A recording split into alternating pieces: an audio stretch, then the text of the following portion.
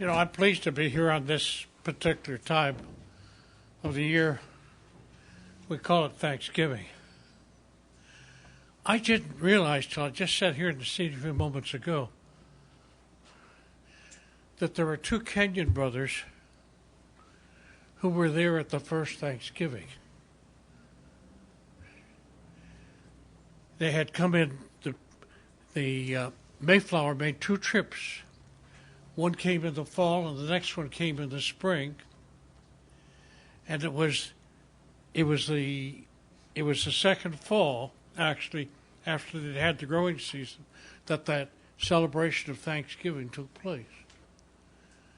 It makes me appreciate more and more that I thought I'd spend a few days in Millville, but a lot of Thanksgiving I have within my heart for God giving me the privilege of coming and to making Millville my home. I thank you folk for serving, but I thank all the people. I looked at the pictures a few minutes ago up here, all the pictures of the people who have served over the years. Millville's a great place. And tonight's meeting is a part of making it a great place. Shall we bow our heads and hearts in prayer? Heavenly Father, I'm very grateful tonight to join with my brothers and sisters, families across this city that are part of the community that we call Millville. We thank you for leadership now and for in the past. And we ask for wisdom now for the future.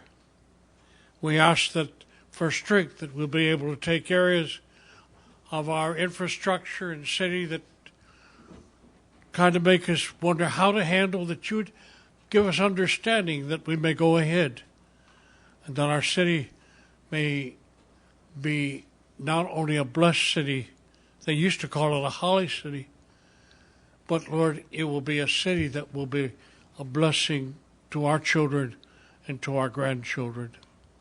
And so tonight we open our hearts as we'll take time to say thank you for the flag of the United States.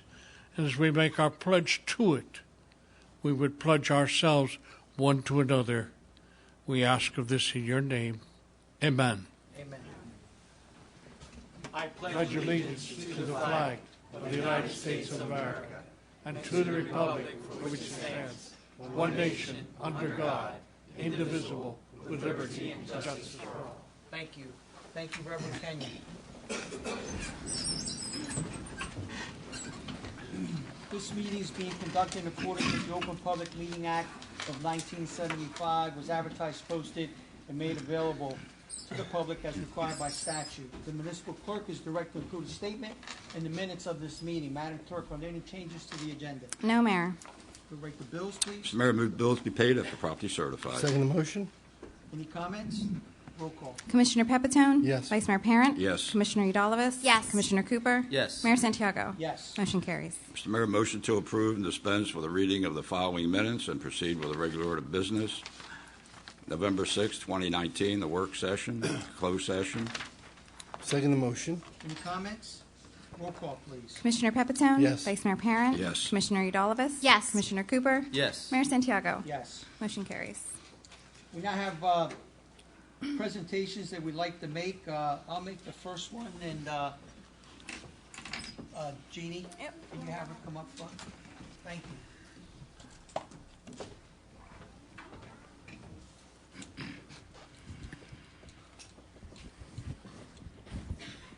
Ha, ha, ha, ha.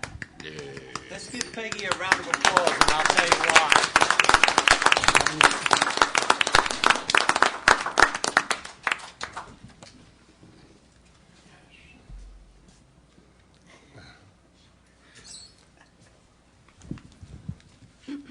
What day is that? Peggy Huff. Whereas, effective December 1st, 2019, Peggy Huff, Registrar of the Vital Statistics, Keyboarding Clerk 3, is retiring just shy of 37 years.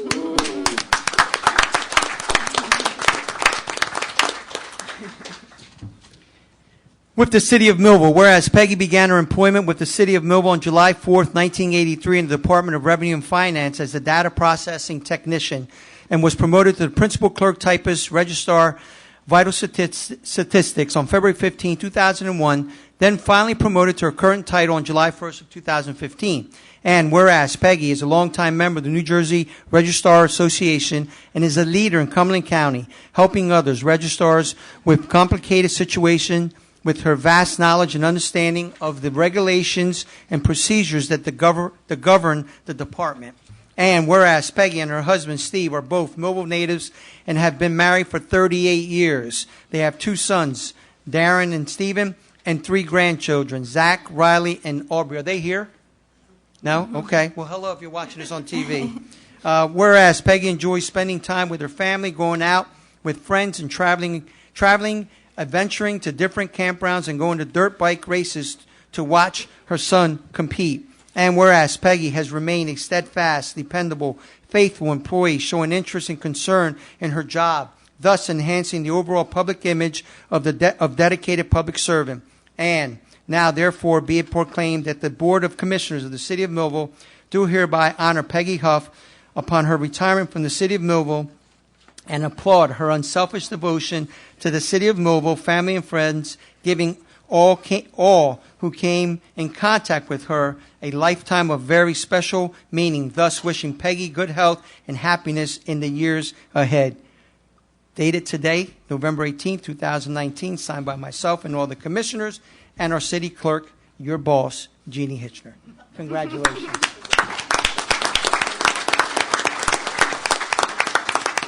You can't go anywhere. I think we all have comments about you, at least. I know I do. I have one. She's standing here smiling and red. This is one lady you don't want to deal with. Am I right? That's right, Mayor. Well, I tell you what, she's right to the point, and if you're wrong, may God be with you, because she'll let you know.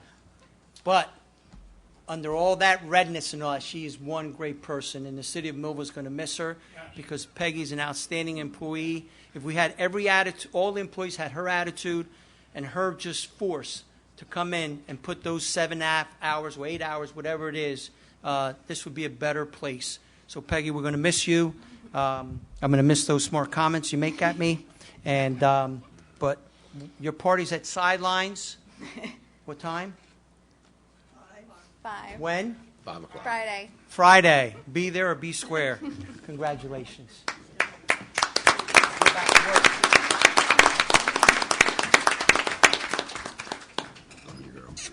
Commissioner Cooper. Congratulations. Who is? Pete Wine. All right, let's get Commissioner Gonzalez up there. Hey, Bruce. Stop.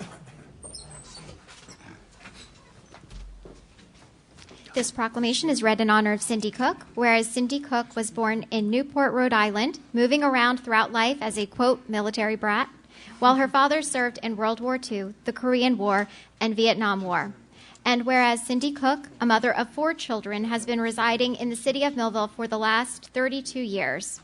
And whereas prior to joining the military in 1975, Cindy attended college in Chula Vista, California for 2 years.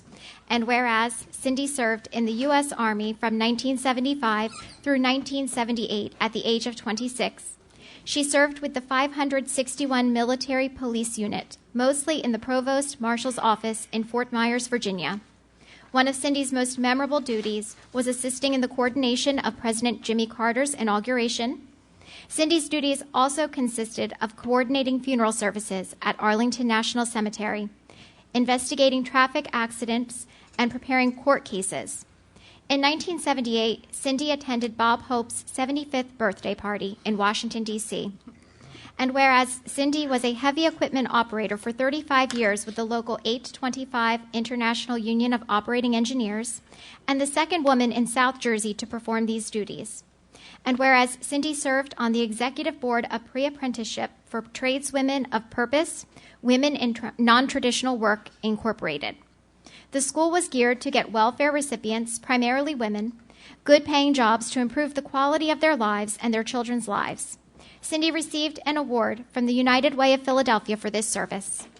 While working in Philadelphia, Cindy had the honor of meeting Rosa Parks, and whereas Cindy represented the Department of Labor in South Jersey concerning women's issues, helped prepare women to testify before Congress on sexual harassment hearings, and whereas Cindy's list of good deeds are many and go on and on, but overall her lifelong commitment has been helping to improve the lives of others, primarily women.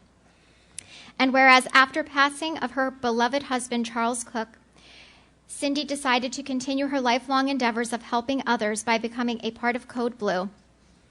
In December 2014, she started implementing the program in Millville. Cindy walked in with bags of food and was immediately deemed food coordinator by Pastor Steve Harris. And whereas with the success of the M25 initiative, many regular guests to the program have stabilized their lives permanently and are no longer in need of the services the program offers. Cindy and others have recognized these individuals' needs and evolved to now focus year-round on building relationships with the Winter Code Blue guests to help stabilize and provide continual support.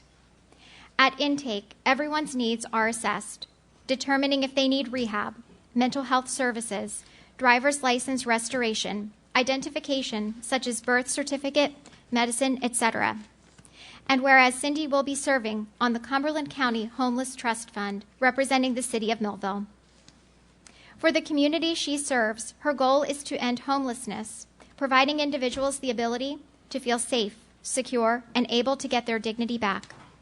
She expresses her desire for people to not look at these people with disdain. She encourages all citizens to recognize these people are human beings that need help getting their lives back on track. And now, therefore, be it proclaimed that the Board of Commissioners of the City of Millville do hereby applaud Cindy Cook for her unselfish devotion to the City of Millville.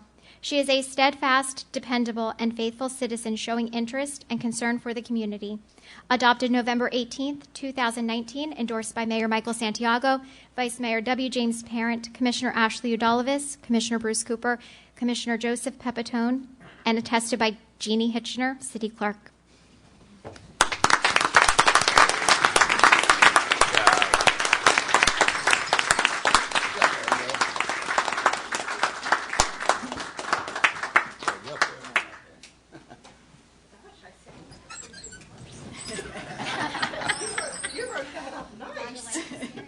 Surprise. Well, thank you very much. It's an honor, and I truly love being a citizen of Millville. I've said it frequently in the past that this might be a small community, but my gosh, what a big heart it has.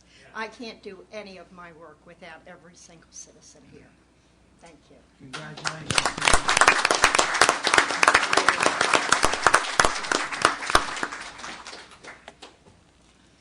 Pete Wine, come on up, please.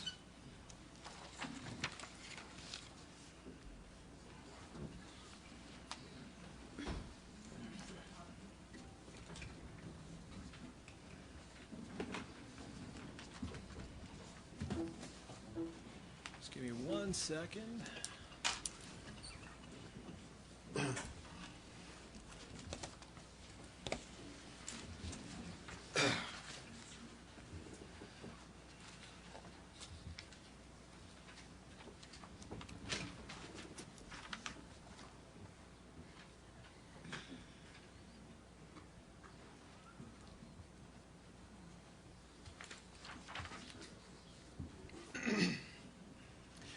Good evening, everyone. My name is Peter Wine. I am a resident of Millville, and I'm also the program manager for the Veterans Multi-Service Center, located right here in Millville at 415 North High Street. Of course, I'm going to do that on my first slide. So, our office has what's called the SSVF program, which is the Supportive Services to Veteran Families. It's a nonprofit program that is only allowed to be administered by nonprofits, agencies such as my own. We assist low-income veterans in achieving housing stability. What I like to say is we like to make homelessness rare, brief, and non-reoccurring and less traumatic. So our goal is we're going to be ending national homelessness with veterans. How do we plan on doing that? Well, I'll get into all that as well. We are operating from our office in Millville, 10 counties across Delaware and New Jersey, and we're going to be giving services and different relationships with our partners, including the community partners here tonight. The core concepts of SSVF are housing first. That's important because, unlike a lot of programs, there are no preconditions to getting housing from our service. You could be currently using drugs, have a criminal record, have problems getting a residence because you've had foreclosures or even evictions.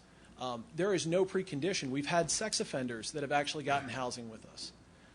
And what we like to do is we mitigate the stress. A person who's going through homelessness has a lot of undue stress that they don't need. So in order to change those positive outcomes, we're going to be trying to house them. Our crisis response is in two forms. We do rapid rehousing, where we actually go out, look for those that are homeless in the woods, in the parks, everywhere, in the actual homeless camps. We also do what's called homeless prevention, where if you are about to lose your residence due to non-payment of rent and you meet our criteria, we can help mitigate that for you by actually paying that rent. It is also participant's choice. We're not going to be putting a veteran in a place where they do not want to be. It is ultimately up to the veteran that we're empowering with the right to choose. So what's the eligibility? To be in our program, you have to have at least 1 day of active service, and that's usually provided or proven by a DD-214, which is the discharge paperwork. We can also check to see what your service is. At this time, I regret saying this, but National Guard and Reservists, as long as they've not been activated, which would be called Title X service, they do not get covered by this program. We are trying with the state legislators to make a local SSVF to try and work that over, but at this point, we can assist them. Your household income has to be 50% of the mandated value as per HUD, and you must be in a housing crisis. Not just you don't want to live there, but you have to have a reason to be getting kicked out or something like that. The services we provide are case management. We're going to open up the lives of the people that we work with so that we can help repair what's going on. Through permanent housing, we're going to assess your housing plan. What do you need? Maslow's hierarchy of needs states you need a place to stay, so we're going to try and put a roof over that head. We also do outreach. Our outreach staff is some of the best in the area. We have federal railway access. We can actually go walking through the places where it is technically illegal to be. We have permission to be there so we can prevent homeless from going down there. We will go wherever the homeless people are so we can find out where they are camping and where we can offer them help. Quick shout out, Cindy Cook. She helps us out a lot. And access to VA benefits. We do have a veteran service officer who is a person who works with the benefits through the VA that can help increase their income, increase just their generalized well-being, as well as getting them health care. The nice thing about it is you don't have to be homeless for all of these services either for the veteran service officer. Our veteran service officer is at our office Wednesday, Thursday, and Friday from 8:30 to 4:30. We take some appointments. We also provide temporary financial assistance. What that is we will cover the rent, security deposit, utility deposits, not back utility, but just the deposit for that, and everything that is related to housing stability. We're covering it. We're paying it for them. We don't ask anybody for money. We're actually federally funded. So I'm not looking for donations tonight. I'm not looking for any of that. We're just letting you guys know that we're here. And in doing so, the importance of community, because it takes a village, it also takes a city, it takes a nation, it takes a county, everything. We work with the feds, the state and local agencies, through the VA medical centers, through the national offices. COCs, for people who don't know what they are, they're continuum of cares. That is just counties that are banding together to stop homelessness as well. Local county fire, EMS offices, fire offices, police departments, commissioners, freeholders, municipalities, and health and human services. We have a various amount of nonprofits that we also work with.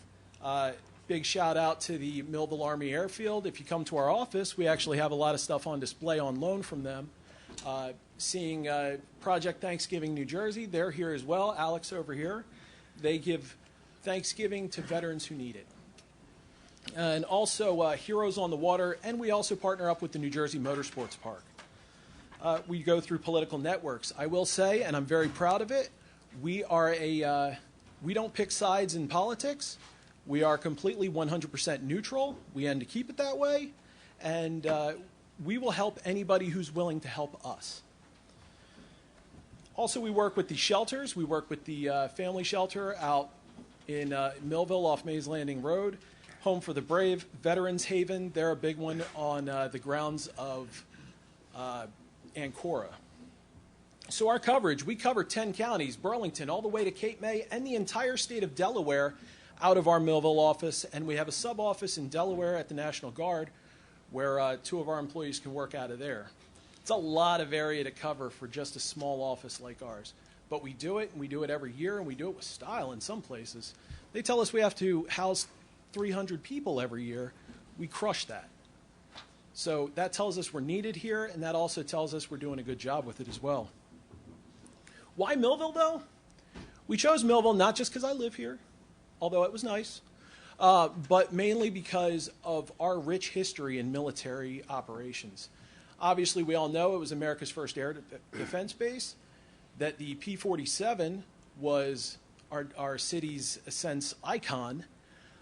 That's why we call ourselves Operating Base Thunderbolt. We want to try and give that back to the city as well. So if you look, the biggest thing is what medical centers do they go to, what services can be provided.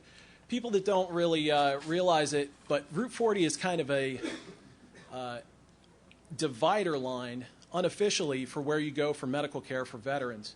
People usually north of 40 will go to Philadelphia, south of 40 will go to Wilmington, Delaware. It's tough for people to get assistance because these places are so far. Yes, there are county offices in relatively each county, but that's just not good enough in some cases. So we like to fill the gaps where the VA can't go. So our demographics obviously are huge. It's about 175 miles. Some weeks you'll find me at Fort Dix, and some weeks you'll find me all the way down almost in Maryland. And all of us are incredibly mobile. So we're not just in one location. We'll actually take our show on the road whenever we need to. The challenges in working in South Jersey, though, are limited public transportation. We don't really have a robust public transportation through New Jersey Transit. If anybody could ever explain to me what the zones are for New Jersey Transit, I'll buy you a drink after this, because I still have no clue. The limited employment and housing stock, it's tough everywhere. People need jobs, and you guys are trying real hard to bring jobs here. I'm looking to help you guys with that as well, and also the housing stock. That is, there's not enough places that are renting or ready to buy so that they can go, so our vets can go into these houses. But I will get into that. And also coordination across counties. New Jersey's a little like the Wild West. Delaware really has it together where all the counties work together. New Jersey, they kind of stay away like, you don't want my money, I don't want your money. We need to work together, so we're trying to really bring that to New Jersey as well. I don't really have to tell you guys live here, you know all about our poverty ratings, and that South Jersey is usually on the short end of the stick, so that's why we're also not asking for any funding, we're bringing funding. So we're taking care of things that can't be taken care of by other agencies. Our outreach, the challenge is finding veterans. They're tough to find. A lot of veterans are actually homeless because they want to be, because they feel betrayed by their country. They feel that there's no other place to turn, or there's been some sort of drug or alcohol stigma that's putting them out there. Other veterans are just having a hard time readjusting to civilian life, and we're also looking to help with that. Receiving, veterans are a very prideful bunch. They don't want to ask for help. I can remember my father for years saying, I don't need to go to the VA medical center, save it for the next guy. There is no next person. That person is you. The VA puts the money out here for you. So it's take advantage time. In developing the community relationships, that's also why we're out here tonight, to let you guys know we're here. We've been here for about 5 years, and we're just trying to kind of push the envelope a little bit that we want to help more. We do have other services within the VMC that we offer. In Chester County, Pennsylvania, we have what's called Mary Walker House in LZ2. This is a substance abuse and rehabilitation facility. This is the only thing that costs money in our facility. When you come to our office, you're not putting out any money for any of our services. However, to get admitted here, it is a income-based service. It is a 2-year inpatient rehab program that while you're there, you're going to be getting clean, getting job training, and we also do family reunification and therapy. We have a thrift store in North Philadelphia, and we also have what's called the Perimeter in Philadelphia, which is a drop-in center where you can get an assessment of your benefits, get a haircut, get your clothes washed, get a couple free meals, and get employment training. I want to bring that to South Jersey, and honestly, I want to bring that to Millville. Our veteran service officers will help you replace your military documents. We do that for free. If you need your military documents, your medals reissued to you, come to our office. We will get them for you for free. VA compensation. In Philadelphia, we also have the Women's Center because military sexual trauma is real, and it is very, very scary for women coming back from the service who've experienced this so that they can move forward in civilian life. We work with them. We also work with the domestic violence through the veteran services and family programs for that transition. Anybody here know about Edison High School in Philadelphia? Edison High School in the 60s was actually the highest killed in action ratio of any school in Vietnam. It was a horrible thing. So we bought the building. And what we're doing is we're changing the stigma of that building being a place where all you're reminded of is soldiers dying to a place now where you're going to be housing veterans. We're going to have 40-plus apartments there. It's going to be for vets only and their families, and we're going to make sure that they get taken care of when they're in there because we're going to change the stigma of that building. This is my contact information. If anybody ever needs to get a hold of me, we're not hard to find. Right now, I want to do one quick thing before I go on.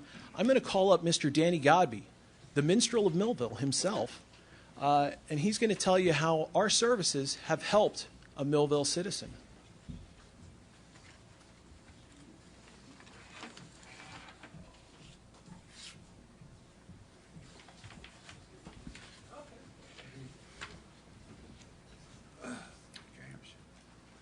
I don't know if I'm the minstrel of Millville, but I did get a proclamation from this office and another administration for playing music, so I don't know what happened there. What he says about veterans is true, and you can carry a lot of things with you for many, many, many years. And I use a microphone all the time. I don't know why I love my voice.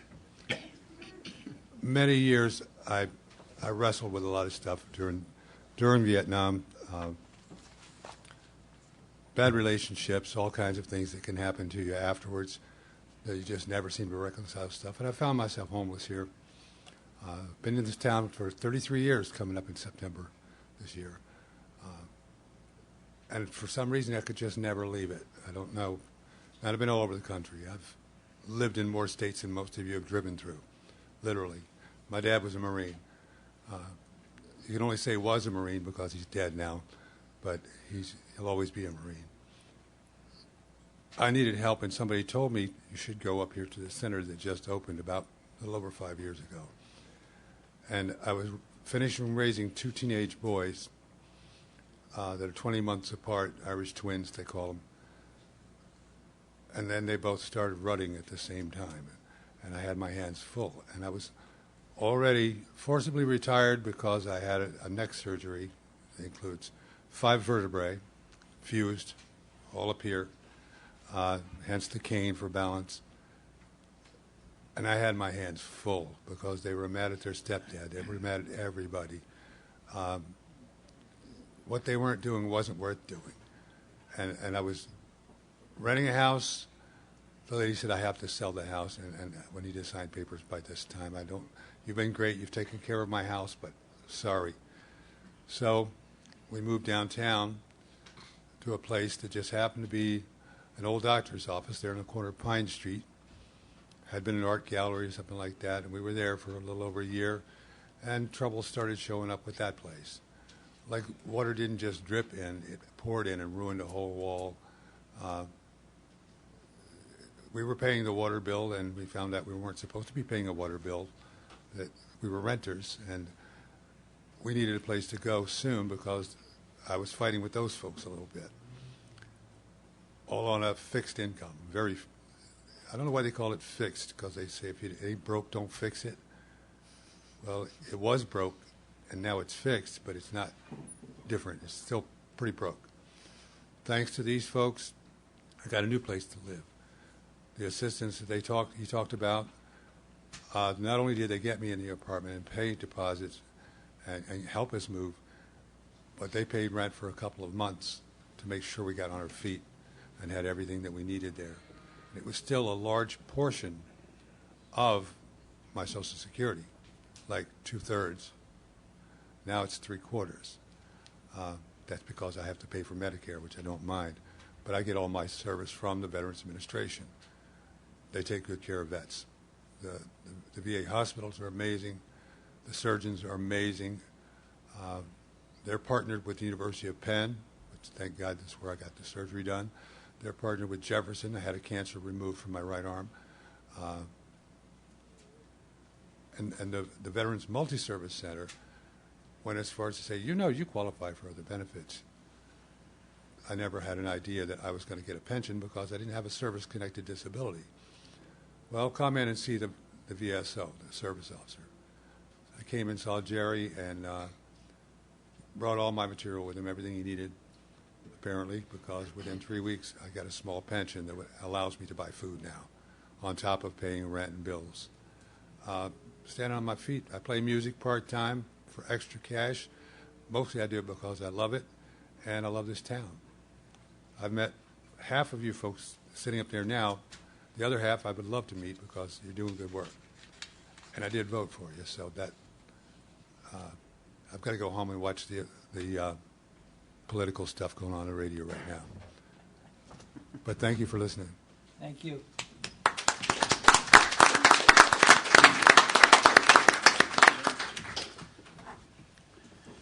Thank you very much. That leaves me questions from you guys. Go ahead. You had mentioned housing units. Is there funds for purchase and rehab for veteran ownership? That's actually something I'm going to be talking about in a few minutes. There are no funds available from the government right now for those purchases. We are looking into similar programs, though. We're also looking into a NOFA that is coming out in the near future. What was that, NOVA? Notice of funding available. Thank you. Excellent job. Anyone else? One of the questions I have was determining eligibility, because we do have a significant homeless population in our community. Is there a limit to whom you service as a part of it being due to veterans? So, yes, there is a limit to our service. We do service those that have served and their families, but the veteran does have to be alive and with the family unit. Also, the veteran has to have served in an active duty capacity for at least 1 day, which would be other than boot camp. All our guidelines are federally mandated and also by HUD, so we have to learn those as well. Thank you, Mr. Wine. I did hear one thing of somebody saying, how can the city help? So I'm going to let you guys know. Real quick, I want to send a quick thank you to Sam Cruz and the Parks and Rec Department. They've been there for us on High Street if we've ever had any problems, amazingly, so thank you very much. I do want to put out a thank you to the Millville Police Department. Officer Guy, Officer Scott, Detective Hall, Detective Shipley, and ACO Sills have all brought us people that are veterans to help working with. I want to also thank the Millville Fire Department, firefighters Kahansky and Tommy Williams Jr. They have also brought us people in that have needed assistance. And that's not necessarily their job. They will actually just say, hey, I know a place where you could go get help. As of today, there is only one person that we know of that is homeless in the city of Millville that would qualify. However, they do not want our assistance. But beyond that, we have assisted every veteran homeless in Millville up until yesterday when I found about one more. So I really do take pride in that. But it's the team. I love my team. So do you guys remember when there was a call to arms? It was a great war, and Millville did answer that. We became a base. We became ready for battle. We weren't going to let the Axis push us around, so the city of Millville responded in a very unique sort of way. There was training camps here. There was all kinds of things that nurtured our service members. And then peace happened. After the war, Millville answered a new call. Our troops were coming back. They needed a place to call home. Our heroes needed a home. And Millville provided that home for years. The 50s and 60s, industry, residential, commercial opportunities, it was amazing. That was a great time. And Millville continues throughout the years to support our troops and veterans. And for that, I'm grateful because as the son of a veteran, I saw what my father's been through and the honor that they've given him throughout the years as well. So new call on line 1. This one goes out to you guys. It is a call that you've heard before because more troops are coming back from places like Afghanistan, Syria, Iraq, all kinds of places. And help us not only end the veteran homelessness, but now I'm looking to help you guys get a working population and increase revenue around here.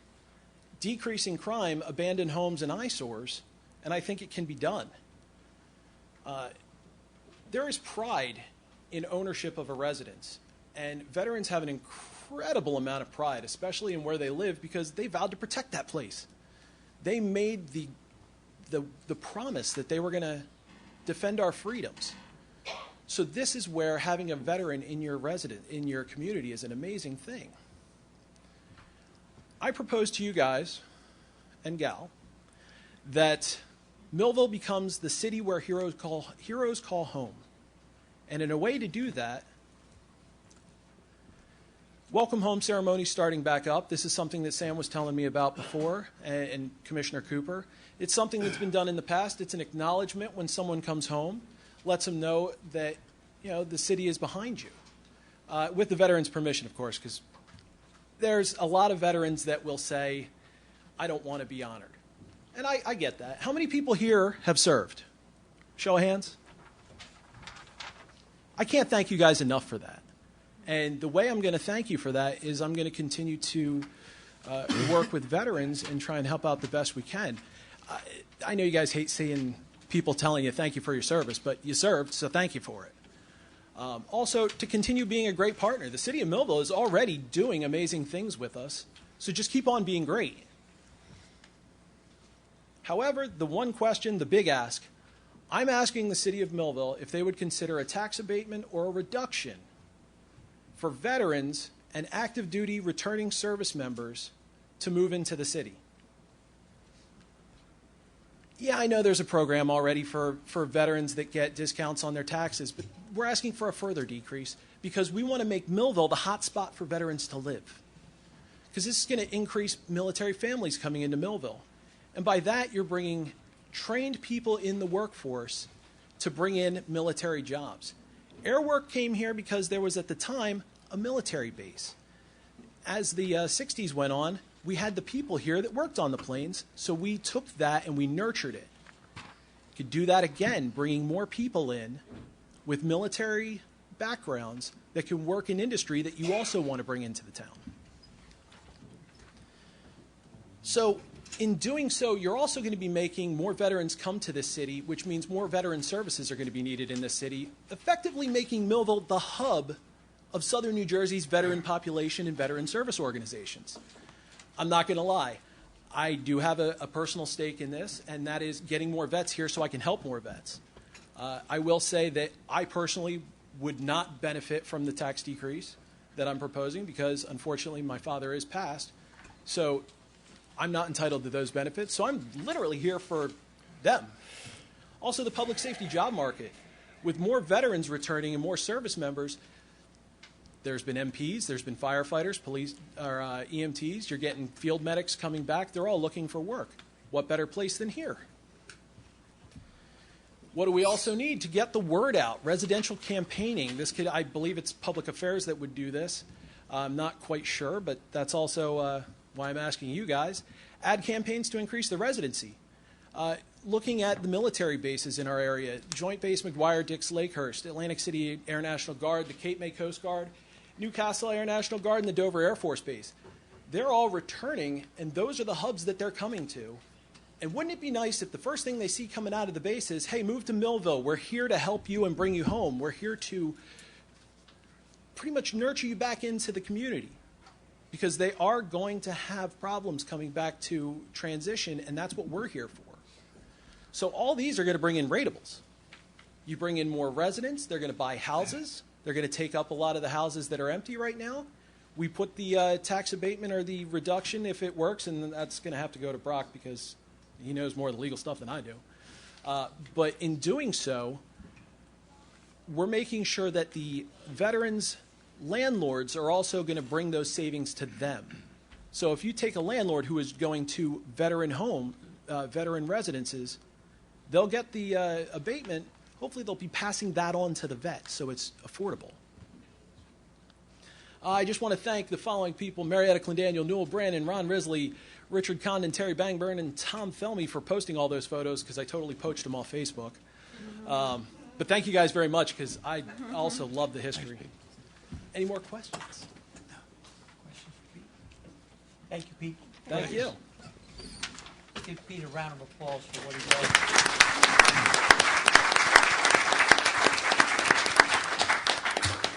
Now I have Commissioner Cooper has a presentation. Pete, come on up. A show of hands, can I see the veterans in the room again? Could you please stand? Can we give them a round of applause for their service?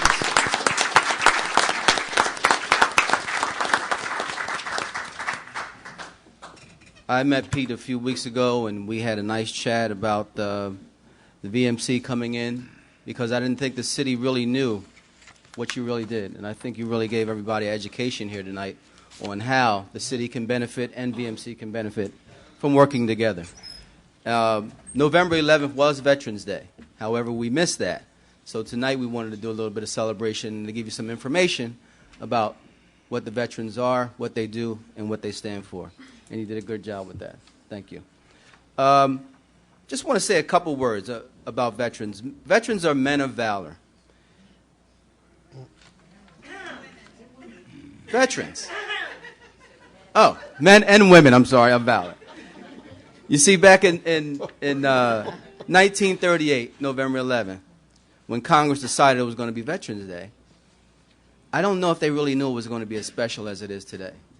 And you have everyone here, if you're not a veteran, you probably know a veteran, or you have one in your family. But really, it's only 1% of our population are veterans. So it is special when you have that one veteran or that one friend that's a veteran in your family. Barack Obama said it's about how we treat our veterans every single day of the year. It's about making sure they have the care they need and the benefits that they've earned when they come home. It's about serving all of you as well as you've served the United States of America. All of you, including women. So, for every veteran here today, I bet you remember that first day. You remember that first day in boot camp? Right? You remember the drill sergeant banging the trash can, waking you up, hearing reveille, reveille, get up, get up. I bet you remember it like it was yesterday. And so do I. And are we ready to relive those moments again? Probably not. But so he lived that for a long time. But I do want to thank you all for your service, and I want you to not just think of it as a day, but just think of a veteran in that time when you're in your Wawa and the manager gives them a free coffee. Don't get so mad. It's okay. They served your country, right? So, Pete, we have a proclamation here for you.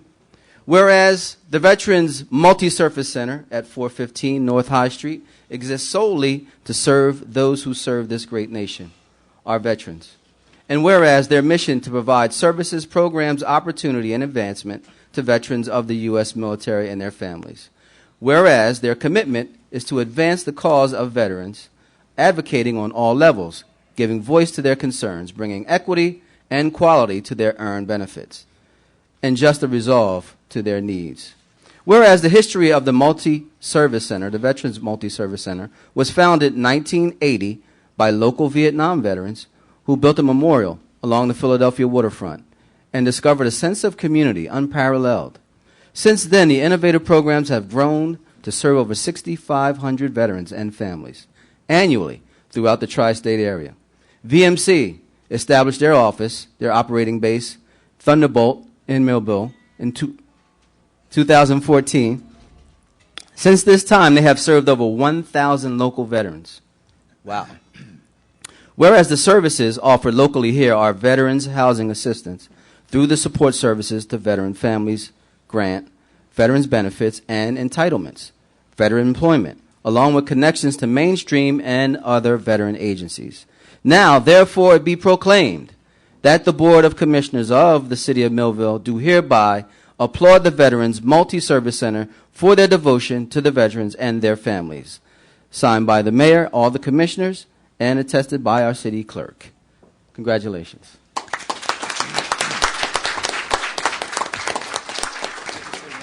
Yes. I just want to thank the team for this.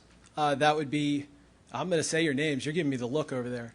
That's going to be, yeah, Ken Buckman, Heather Tucker, Nakia Johnson, Milo Hanna, Jamie Smith, Amanda Rhines, Paula Renee Witcher, Brenda Timmons-Gunter, and Kristen Stobby.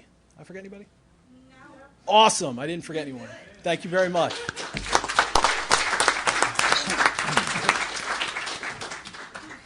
Bruce wants to stay up here. Sam, we have another presentation.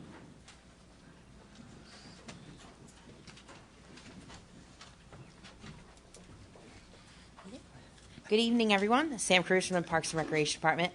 I do want to go over our events real quick before we do our scarecrow, because that's that opportunity for you all to break out your calendars. Hurry up.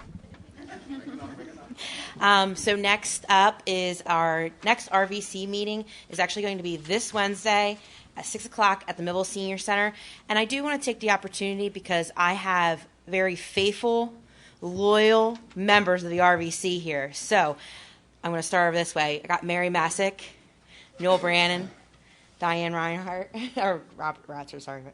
Why did I say that? Diane Roberts, and Lisa Pangburn. So thank you. You guys have put up with me for like almost 2 years now. And, of course, our Commissioner Cooper, who attends our meetings, and we have a good time there. So you still can join. It's never too late. There's snacks, yes, very good ones, sometimes homemade cookies. Also, the Millville Christmas Parade will not be this Friday. It's next Friday, the 29th. I know Thanksgiving is really late this year, so our Christmas Parade will always be, on Black Friday. The parade route starts at 7 o'clock, and we have some pretty good numbers coming up for the Millville Chamber of Commerce. So you can still put in the applications, and Sue Hoffman said that you could still come even the night of the parade. Right, Sue? She's the chair. She said so. The other thing, too, is if you like to decorate your home for the holidays, we are doing a holiday home lighting contest. We do that every year. If you'd like to enter your home or a friend's home, you can call the Recreation Department and get them registered. Judging will take place December 13th to December 15th this year, and we will announce by December 17th so everybody in the public can go check out those Christmas lights out there. The next one is the Remember Me ceremony. The annual Remember Me ceremony will be held Sunday, December 8th at 6 p.m. I'm hoping that it still is at the American Legion, but I do have a backup plan due to their fire. I'm not too sure what their operations are at this point, but I will make a change of that. So if you have a lost child, it doesn't matter if your child wasn't born or if your child was 50 years old, it's still your child, and they could be remembered at our ceremony. So please reach out to me. We've got to have 150 children that we honor and celebrate that evening. Our next event through the RVC and downtown is our Christmas Festival. It's going to be held on December 13th. There's a lot going on. We're going to have ornament making, roasting chestnuts, caroling. We're just a lot of Christmas stuff going on. So please join us downtown on the 13th between 6 and 9. And the Holly City Walking Club, which is, of course, every Tuesday and Thursday, 6:30 to 7:30 at Lakeside Middle School. School is closed. There's no walking. So with no further ado, I do have the Scarecrow Contest winners, and somebody from every organization or group is here tonight. So I'm very, very proud of that. So thank you guys. I appreciate that. So we had 30 entered into this year's contest.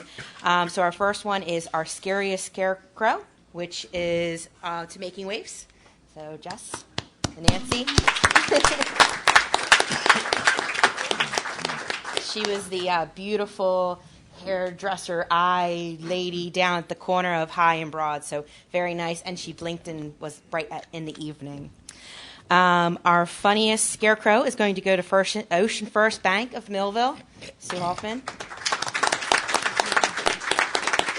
Come on up here, Lisa Pangburn. That was their logo, Max, wrapped up as a mummy over in front of Bojo's. So we thought that was a good one because it was, I forget what your catchy saying was, but it was cute. Don't get all wrapped up in fees. Yeah, don't get all wrapped up in fees. So congratulations. Thank you. Thank you. And stay tuned. He'll be on the Christmas float. Oh, on the Christmas float. Mm-hmm. Next to Mickey. Our next is for Best Business, and that is Winfields. Nicole? So their scarecrow may or may not look like someone you might know, ponytail and all. Of course, they were in front of Winfields at the restaurant downtown, so congratulations. The People's Choice Award. So this year we had 2,244 votes casted for our People's Choice Award. We put that out for the public to vote on, and 874 of those votes went to the Millville Public Library. So Courtney and Susan, come on up. Come on up, Susan. Don't be bashful. I still get nervous, and I've been doing this for like a million years, it feels like. Congratulations. Thank you. Thank you very much.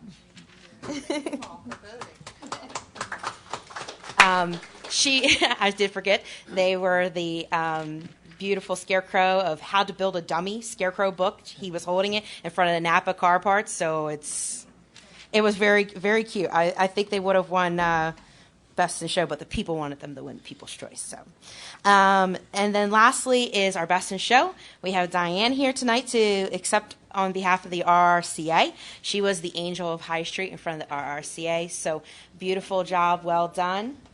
Thank you. Johnny Novinsky did 80% of the work. She did the 20%. So congratulations. We also would like to thank all the winners this year. Every single winner returned their funds back to the Millville Municipal Alliance Committee, which if you don't know about that committee, I know Joe Sutherland's usually here, and he talks about the Millville Municipal Alliance. They help the programming for our children in school to keep them off drugs and keep them safe, and he does a lot of things. He helps with sports leagues and everything. So pretty much I know that we got to get rolling, but I do want to let you know holiday Christmas lights are going up, so the city's going to be in the cheery spirit soon, and we're ready to go in the Parks Department.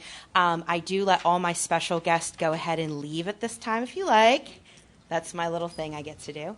So if any of my special guests would like to leave and not stay for the entire meeting, you are allowed to. And I want to thank you very much for coming out tonight.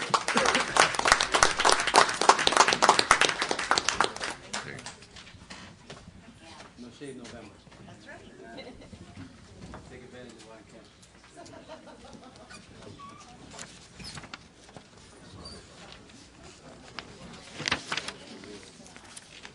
Nice job, Sam. Yep. We've now reached the public comment on agenda items only. Anyone that would like to make a comment on an agenda item, please step up to the mic, state your name and your concerns, and limit your comments to 5 minutes, please. Did we skip over presentation? We skipped over presentation. Presentation One item more? 5, Where is that? presented by Steve Durst, Synergy Energy LLC. Oh, it's way up top there. I see it. See it up here? That's small letters. That's how it printed. All right, I take that back. Mr. Durst, your presentation for Synergy.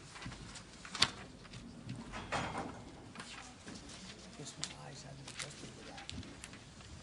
Rather than Wow.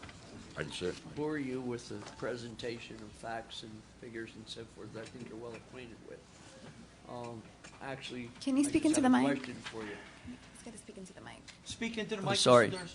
And that is, after this period of time, tabling, so forth, back and forth, do you folks have any questions that remain unanswered of us? Are there any areas of uncertainty, change, anything you want to ask us, rather than me just rattle on? Regina, do you have any questions? Mr. Durst? We did look into some questions, and one of the things we need to ask is the 0.05 cents per kilowatt hour. Is that all in, or is there also charges for the delivery of the solar energy? Steve, if you heard the question. Regina, could you repeat that for Steve, please? I heard it. That's fine. Okay. Anything that's produced on site, you would not have a delivery charge for. However, you are still going to have some demand charges that would still show up on your bill. If you look in the projection that we did, you'll see that we add demand charges back in.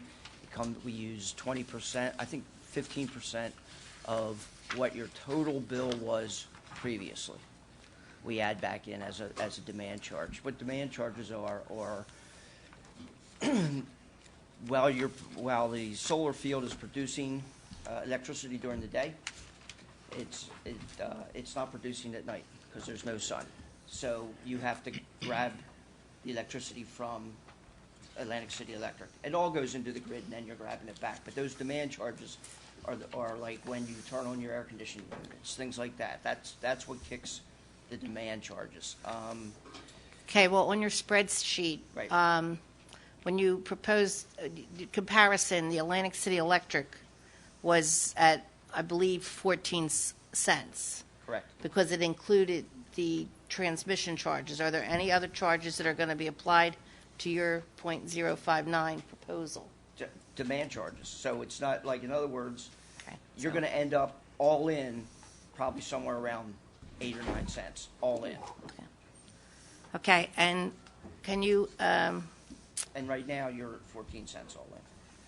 the estimated, the electric charges would go up 4% a year for the next 25 years. Do you know what the historical last 5 or 10 years were, like, or why that's based on 4%? It's based on a much longer look historically. It's based on over the last 50 years. It's been a 4% increase.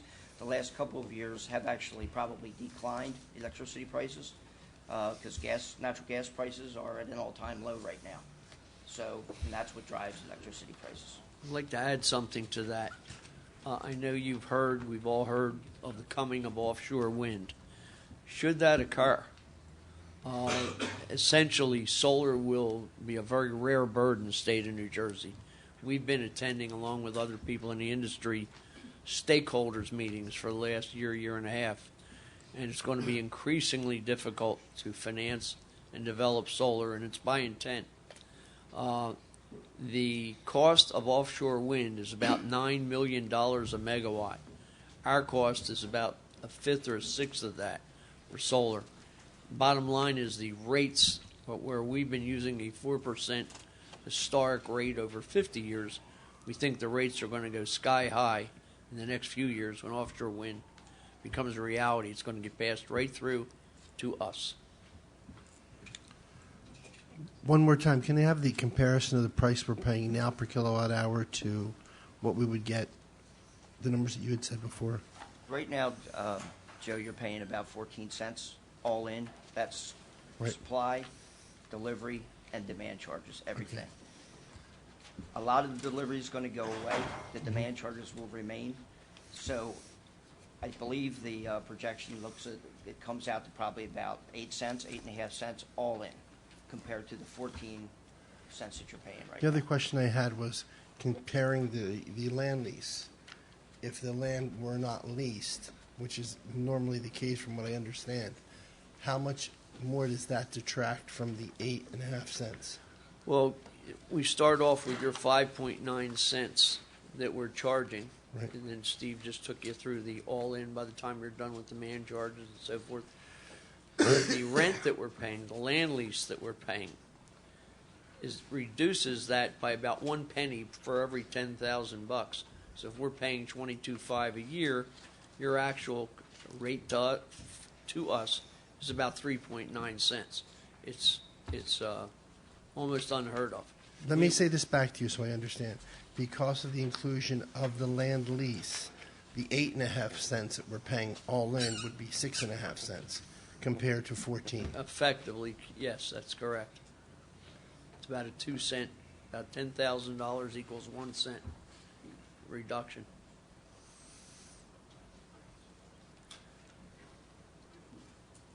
Is he going to present now? Are you going to make a presentation? And then we could ask more questions after your presentation. Okay. Thank you. Thank you.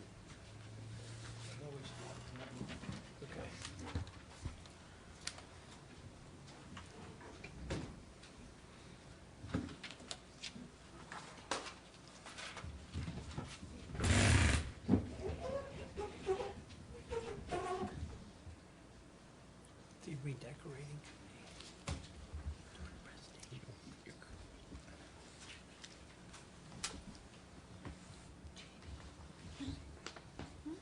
Are we on there? No, were you? Did you have something for? I'm sorry? Did No, you go need ahead. to do the screen? No. No, go ahead. Oh, okay. No. He's not using the screen. I'm sorry? You're not using the screen. No. Right, Bill's old school. He doesn't use. He's old school. Unless I can put my picture on it. No.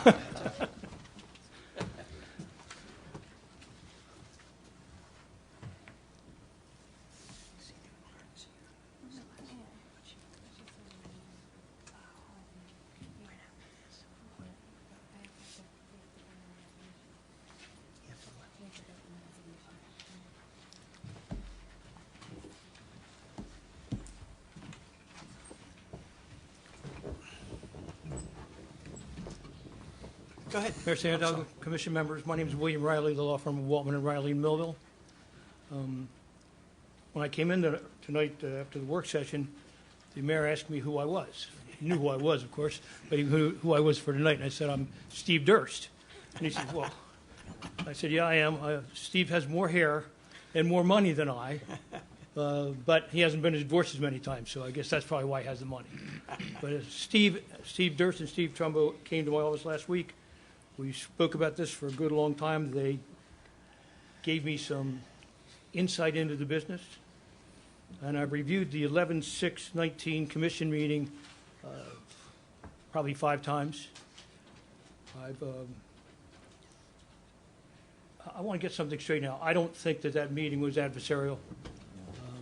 If any of you, including you, Ms. Hughes-Dolovitz, it wasn't directed at you. You were asking the questions. I think that's what he was responding to you specifically. The mayor at some point thought that it was maybe getting past that. If any of you commissioners feel that way, I certainly apologize for that, and Mr. Durst did not intend it that way. Mr. Durst is a, lack of a better word, a type A personality. He's a developer. He's an energy procurer. He's a race car driver. So unfortunately, Mr. Durst, he only sees the checkered flag at the end. That's where he wants to get. That's what every developer I know wants. When can I put the shovel in? When can I turn the project? I think he was a little bit frustrated by the time he spent on this. I think he was a little frustrated by being asked to do an RFP when I think he told you that there would not be any other RFPs coming in because no one could handle it as they did. You got the RFP. So if anyone was upset, I apologize for him to you.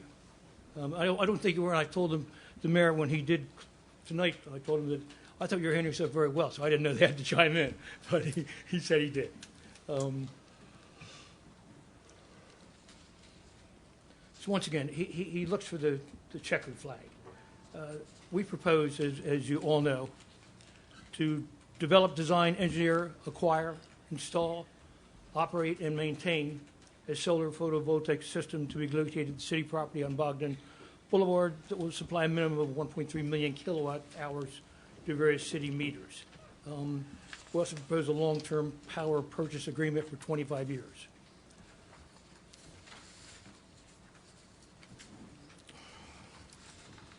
We also are looking to either rent or purchase the property where this is going to be at 4.5 acres. That would be up to you. We propose to purchase it for about $15,000 an acre, which would be $67,500, or if the city would rather lease it, we're viable to that. Normally, we do not pay for the power. It's donated, for the land, rather, it's donated in some fashion, but we're amenable to either way.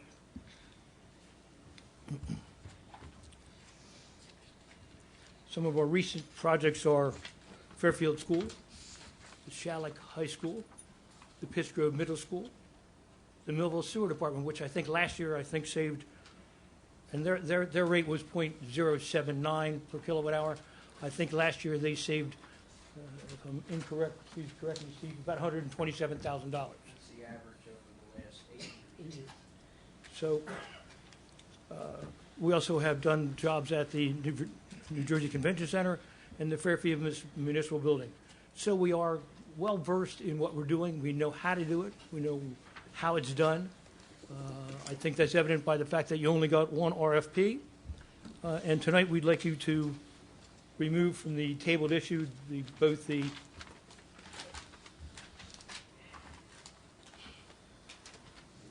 resolution authorizing the city to enter into a 25-year lease or purchase, if you want, regarding the 4.59 acres of Block 136, Lot 1, and also to remove from the table the resolution authorizing the award of the power purchase agreement with Synergy LLC to install, operate, and maintain the solar photovoltaic system that will supply a minimum of $1.3 million kilowatt hours to various city meters over a 25-year period at the cost of .059 per kilowatt hour, plus the fees that we talked about before, so roughly somewhat less than that.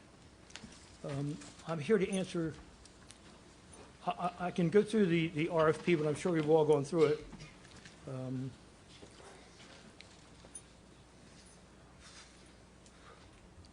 It's going to save the city substantial monies. I'm a taxpayer too. I live in the city. I don't want taxes to go up. Few people don't want taxes to go up. I understand that. That's why we're proposing this, and we're asking the city to go along with it. We're going to, at the end of the 25-year lease, we're going to either do one of two things: either take the services out or give it to the city, in which case the city will be making money and not have an expense on it. We also are going to, according to RFP, converse with Atlantic Electric to change the lighting system in all the streetlights. The streetlights are not really on this thing. The street lighting is based on the wattage of the bulb and how many hours are on. That's how we're built for that. My clients have gone through the 7 approximate meters that do approximately 95% of the city's usage exclusive of street lighting, and they've come up with what they have given you in the RFP.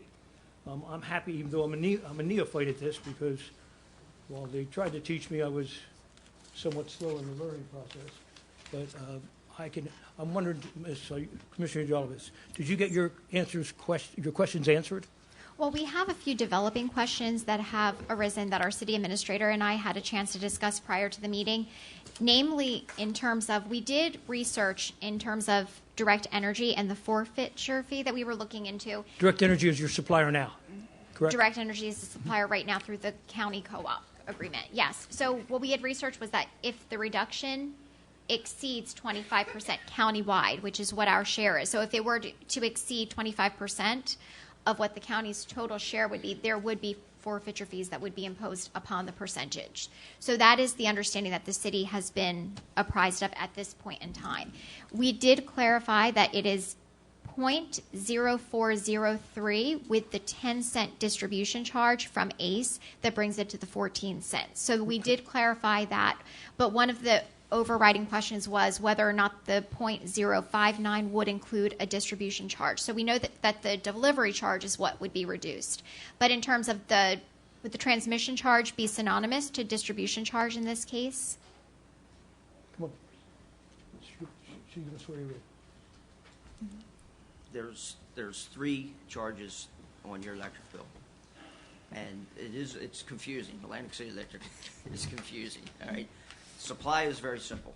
That's what you're paying direct energy, okay? That you can compare to the 5.9 cents, compared to whatever you're paying direct energy. However, direct energy is using the infrastructure of Atlantic City to deliver it to you. Anything that's produced on site here does not have a delivery charge. All right, so for 95% of what the city's going to use, you would not have a delivery charge. However, you will still have some demand charges. So delivery or transmission is made up of two parts. It's made up of what we're calling a delivery charge, and it's made up of a demand charge. Those two are just combined to make a distribution charge. So you have supply and you have distribution, which is made up of delivery and demand. Does that make sense? Bottom line for me, the difference in price is 6.5 to 14. Yeah. Thank you. Okay, just some clarity. Direct Energy did not feel that we would have forfeiture fees, but if we incur any, you had previously agreed to pay the forfeiture fees. It's still, We did. Do you know when your contract is up with it? it's about 10 or 11 months. So they figure by the time you're built, there's only going to be a couple months left. So it's it's about 10 or 11 months. They weren't sure which month. And also, your proposal is for a minimum of $1.3 million, and the bills you had came to just over $1.3 million. If we fall below the $1.3 million for what's required, and will we still pay for it but not use it? Yes, would be the Okay. answer to that question. So that is Now, here's what I would say that we should do. Steve, can you speak into the mic, please? Sure, sorry. Thank you. This is, I would say we should do this probably a little bit later, is sit down and say, okay, you're using about 1.35, something like Yeah, that. it's just- Yeah, just over 1.3 million. We usually build up to 95% of what the production is, of what's being used by the off-taker. So in this case, you're using like 1.32 or whatever It's we said. 1.302 is Right, what's in the proposal. 1.302. So we're building it very close to 100% capacity. So if you'd like us to build something a little bit smaller, that's easy to do. What's not easy to do is go to ACE and try and get something more. So we can always go back to ACE and say, we're going to build something smaller. I'm not an expert. I don't know if from one year to the next whether it drops a lot. Well, don't I know mean, that. what you don't want to do, and your question is a great question because it's absolutely right on point, which is, and because the question is, if you don't use all the energy that we produce, do you still have to purchase it? The answer to that question is yes. Okay, so you don't want to buy energy at 5.9 cents and then sell it back to Atlantic City Electric because you overproduced at 2.9, because that's what happens. Anything that's overproduced, you have an anniversary date every year, and when that anniversary date, it's a true up. Did you produce more than you used over the last 12 months? All right, and if you did, they'll buy it from you. They'll give you a credit, but at a wholesale price, 2.9 cents. But you will have paid 5.9 for it, so we don't want to go over 100%. I Mr. did- Trump, Oh, I'm sorry, Mr. Russell. when we were here at the last meeting, did I understand you to say, or your principal say that you'd be willing to reduce the escalator from 2% to 1%? Did I understand that correctly? I did not say that, no. I said we would do that if we purchased. If you purchased it rather than leased it, okay. Our offer is $67,500, $15,000. And with the presentation items still underway, I think this would be an excellent opportunity. I did comb through both the power purchase agreement and the RFP that was attached with all of its exhibits. In terms of, and just to clarify, because I would also like to make sure that I have all of my facts completely correct. While the original bid did mention $22,500 per acre for the lease, I did note that on the land lease agreement for the term of 25 years, I noticed an annual sum of $22,950. Yeah, Is this in fact accurate with? I don't know where that came from. It's I always think what kind of happened been was with 22.5. the summary bid form stated that, which brings me to Okay. the next point, and which also was the cause for question I know that our city administrator and I both had on the meeting that occurred previously. we had mentioned that there was a question regarding the feasibility of Atlantic City Electric's approval of an application for Synergy LLC's included proposal to make an application for LED streetlight conversion, for which the startup costs would be covered by Synergy on the city's behalf. When Mr. Durst had asked me if I had read the PPA, since that item had not been included, I noted that the city administrator had also confirmed that she'd read the item in the RFP, which is cited in the power purchase agreement as the basis for the contract. In order to clarify my understanding for this item, I reviewed the RFP mentioned under Exhibit C, Item 6, and found the following language. In the event Synergy is the prevailing bidder for the RFP, Synergy, as previously stated in council meetings, will make application to Atlantic City Electric to convert the city's lighting requirements to LED lighting at no cost to the city. Synergy has previously stated it will front the required fees to ACE.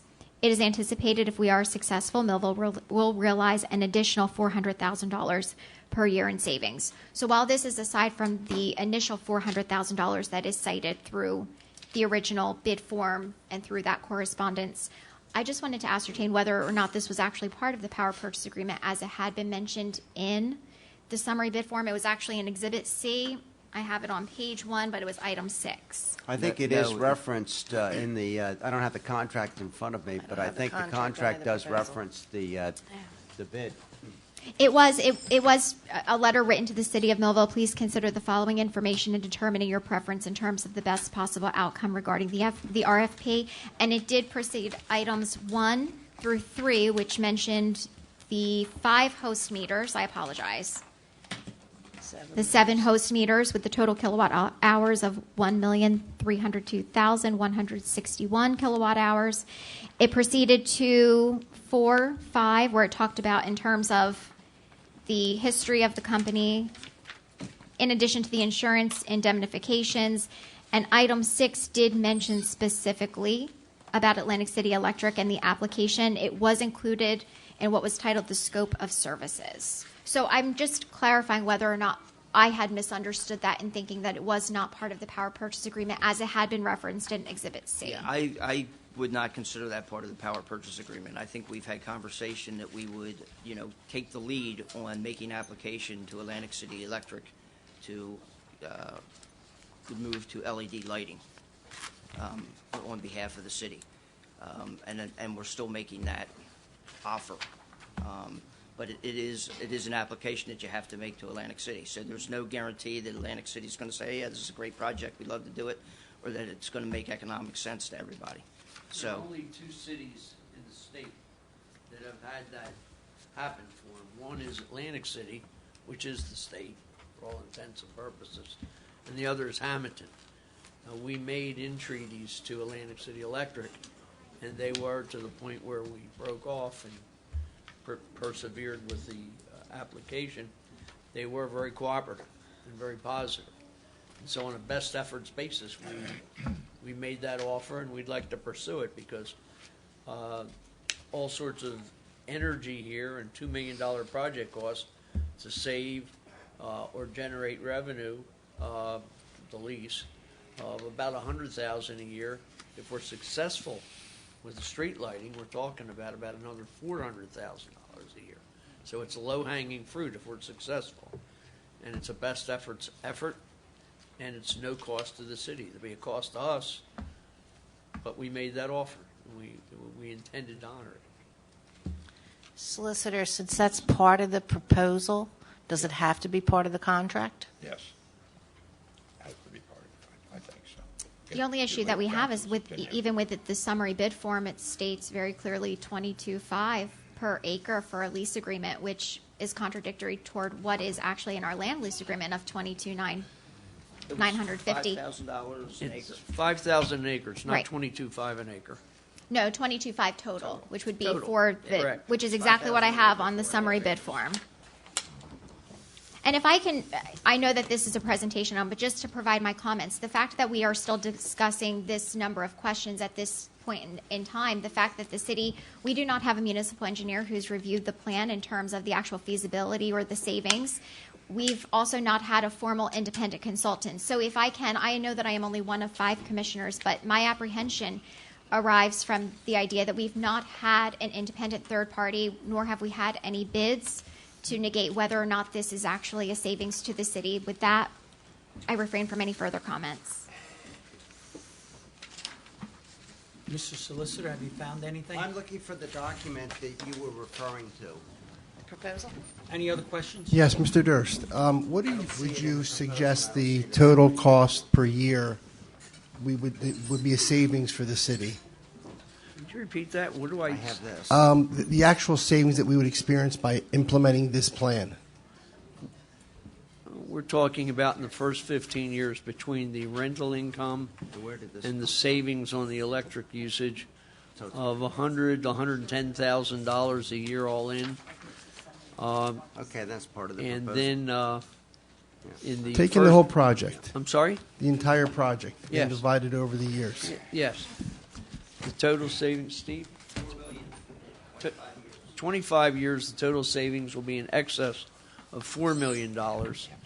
If you accept the project, we give it to you for years 26 through 40. You can have us remove it, or you can have the project, in which case you'll be saving 87.5% against the then current rates, and your savings will be about $10 million over the 40 years, or an average of $250,000 a year. Right now, based on going not be to the 25 years what the agreement is, what would that come to a year?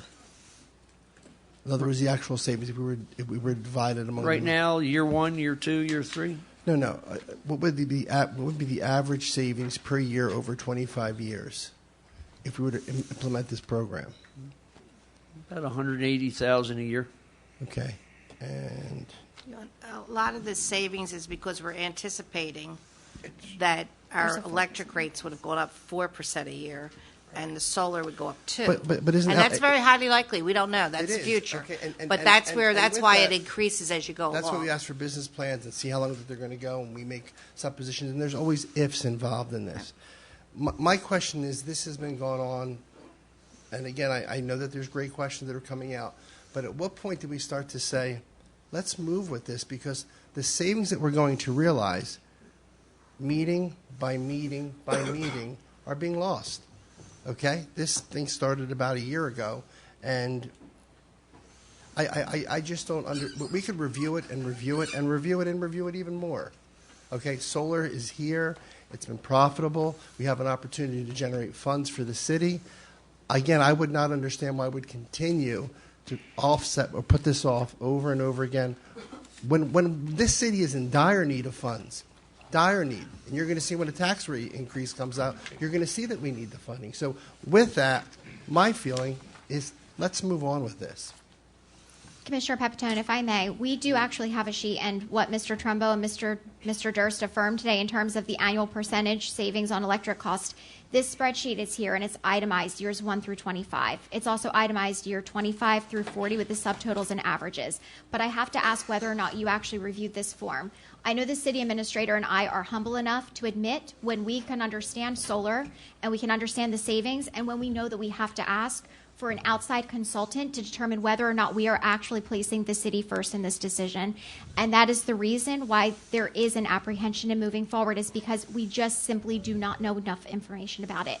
It is not whether or not this deal is okay. It is not whether or not the deal is acceptable, whether it is a great deal, whether it is a poor deal. It is just a matter of knowing the information. The information is here. From someone who has combed through it over and over again, spent hours on it, our city administrator, who has reached out time and time again. I have to ask how many of the other commissioners reached out in the last 2 weeks to find out if there was any additional information. I could tell you for the last year when we were in the summertime looking for different boxes to connect to actually create the electric connection, I was doing that all last year out in the field with Mr. Durst with the permission of Commissioner Cooper. Okay, trying to find a deal that's going to be put together. Again, we could ask for review, permission, whatever you want to ask for. But there comes a point where you make a decision and move. Okay, and I'm more than willing to say, let's start saving money. I have an answer to the mayor's question. The document that Commissioner Udalvis read into the record, I think it is part of the bid proposal. However, if you read it, it does say that they will make application. So it doesn't say that they will obtain approval. So there's a difference there. We can't guarantee ACE's decision on anything. Simply means that they would have to make an application. That's We've the way I said read we'll it. make an application, we'll do all the sweat equity work, and we'll write the check for the fees. That's as much as we can do, and we'll do that. Any other questions? Anything else, Mr. Riley? Done? Okay, thank you so much. Appreciate it. Thank you. One last word. I would agree with Commissioner Pepitone. This is going on far too long. We're losing, I think, $5,500 was projected every meeting. We don't do something. I think there's been plenty of time to obtain other expert opinions, and we're still back. Well, let's get some more input on it. At some point, you got to bite the bullet and move forward. Thank you.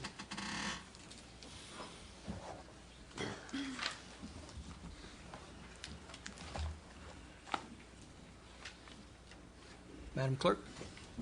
May I add one more thought? Real quick. Steve just mentioned something to me that's got some real logic to it. We did the Millville sewer plant. That has a 2% escalator, and it's 7.9 cents per watt. And the average savings over the 8 years it's been in place is about $127,000 a year. That's at 7.9 cents a watt with a 2% escalator. And that was validated with Marcy. Mr. Durst, are you comparing that to what we were paying Atlantic City Electric at that time, or the amount that Direct Energy is now charging us for other No, accounts? we're comparing it. Those are savings in real time now, okay? Plant's been expanded, but the solar array has not been expanded. But or it that's- would be even better. What rate are you using, the Atlantic City rate or the Direct Energy rate? What rate are we using? To compare it, that's, I'm just, I got those figures from your CFO. okay, all right. Okay? She can answer that. Thank you, Mr. You Durst. bet. Thank you. Public comment. We've now reached public comment. Anyone that would like to address this situation, please come up to the mic. State your name and your concerns, and limit your comments to 5 minutes, please. Tim Cardy, Millville. First off, I believe the whole solar thing should be tabled until you get an expert in. I'm a taxpayer in the city too. This whole deal smells. I'm going to explain why. How come there's so many presentations with Mr. Durst pushing a solar company? I also question why in the June 11th Daily Journal he emailed the city saying he was backing out of the deal, but yet he's still pushing. Something don't smell right. How come we're giving him a lease, but the lease is at a fixed price, but yet if our taxes go up, we're paying the extra, and he's still paying the same amount of money? Also, why are we locking into a price with an annual 2% escalator? It might not sound like a lot now, but down the road, it will be. And what happens if our kilowatt keeps dropping and we keep paying more and more due to his price and his 2% escalator? How financially stable is Synergy? That's the question. What happens if they go under? What happens if they go bankrupt, out of business? What are we stuck with? After research, I've noticed that Mr. Durst was working with ELSA, Ewing Lawrence Sewage Authority, for the past few years. It appears that that deal fell through. I've also looked through all the planning board minutes through Lawrence Township, their municipal minutes, and their zoning board minutes. Back in the planning board minutes of December of last year, Mr. Durst presented it. From that time on, they have not made a move with Mr. Durst or Synergy. It also appears from the time, that's right when he came to the city, because he knew the deal with ELSA was falling through. But yeah, he keeps coming back and pushing for us so much. Another question, I've also noticed Mr. Durst keeps lowering the project at cost savings. Is there going to be an environmental impact study done? How are they going to run the meter, the solar field wires, to the meter at the soccer fields? It's done. At the last meeting, Mr. Trombone said solar will be dead in a few years. But yeah, he keeps pushing it. Are we investing in something that's going to be dead? We can't predict the future. We can't predict what the rates are going to do. We can't predict what new technology is coming out. He can't predict his figures on what AC is going to charge us or the county. It's all up in the air. I also want to read something real quick I found out. Power purchase agreement. The PPAs are relatively similar to leases. With a solar PPA, the solar developer buys, installs, and maintains the solar system on the owner's property. The property owner purchased the energy generated by the system on a kilowatt hour.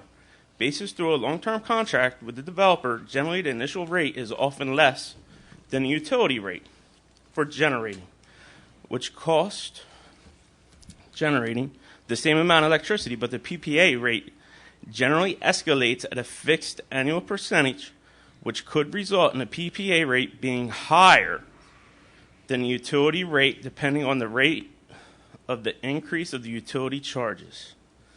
The developer generally owns the SRECs produced and the tax incentives related to the system. So Mr. Durst will be getting all our rebates from the state and the federal government. The solar renewable energy certificate, each time a solar system generates 1,000 kilowatt hours of electricity, an SREC is earned.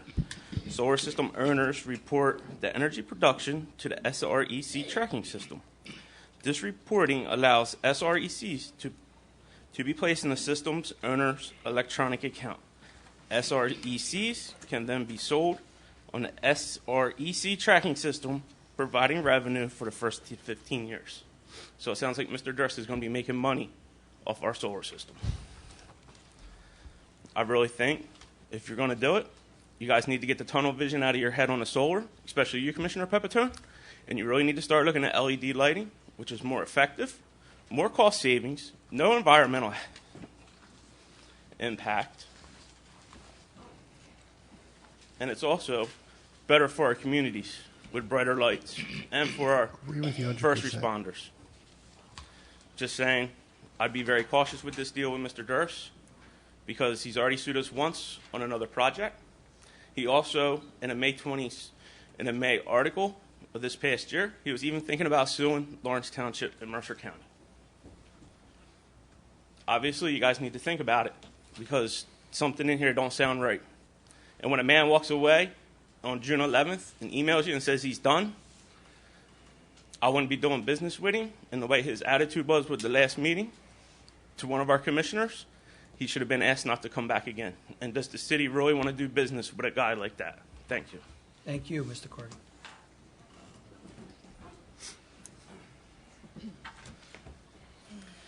Good evening, Commissioners. Angeline Broomhall, Millville. Just going to get my thoughts straight.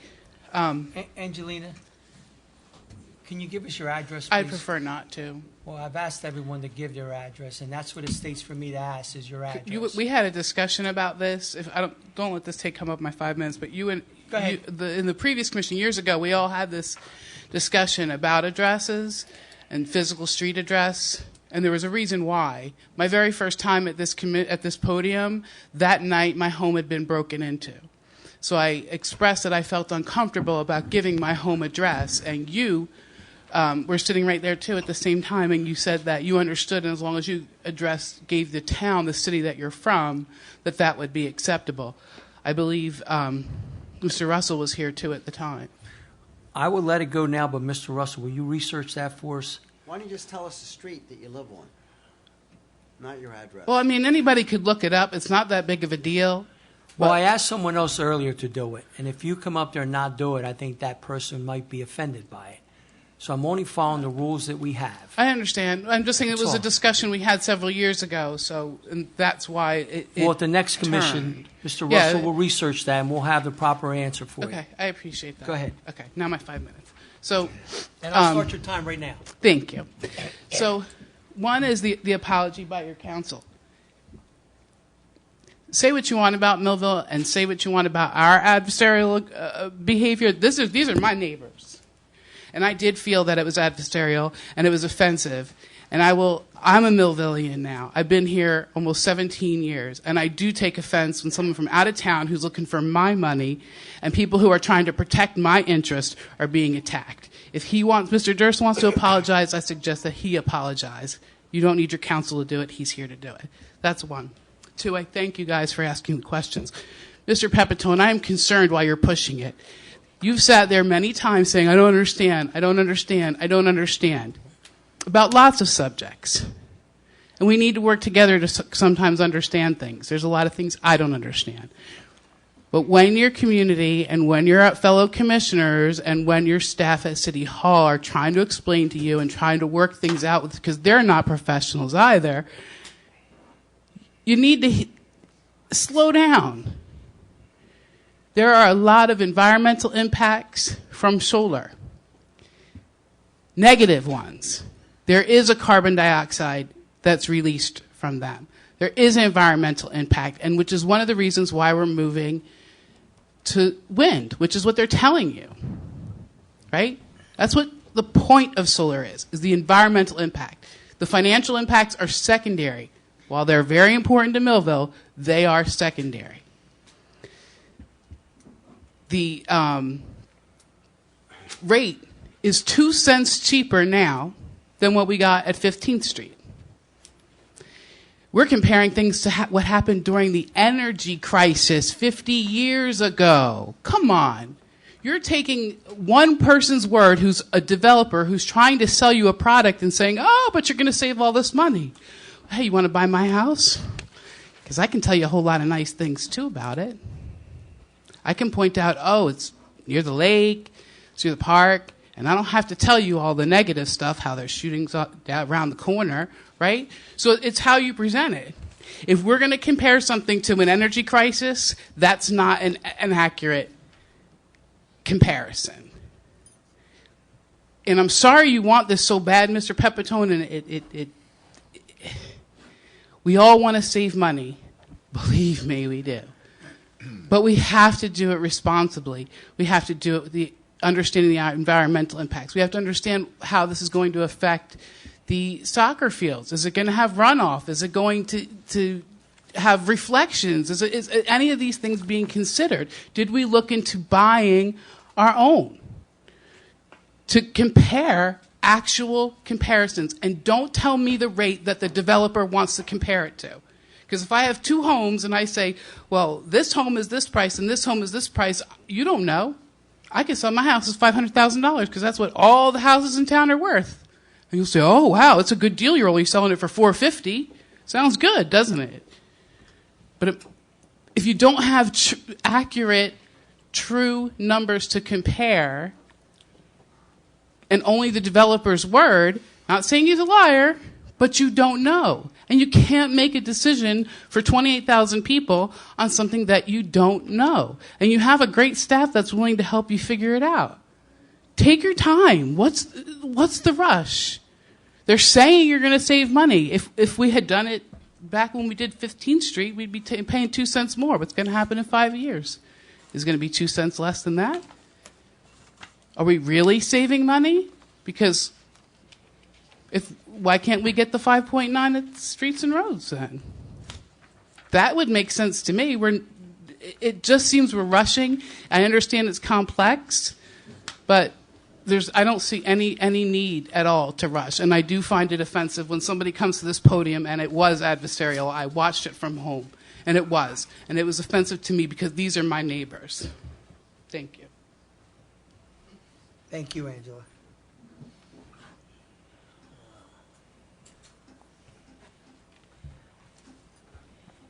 Betty Motley on Briar Drive. I really wasn't going to get involved in this.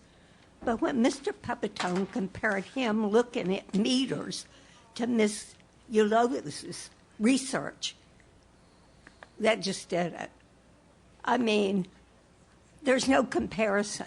She has all this information. She's absolutely correct. None of you are experts in solar power. And anybody selling you something, whether it's a car or anything else, is going to try to convince you of what they're saying is factual. And since you're not experts, and you can't look at place for meters that makes you qualify, I would suggest you take her advice and get an expert to come and give you some advice. Thank you. Thank you, Betty.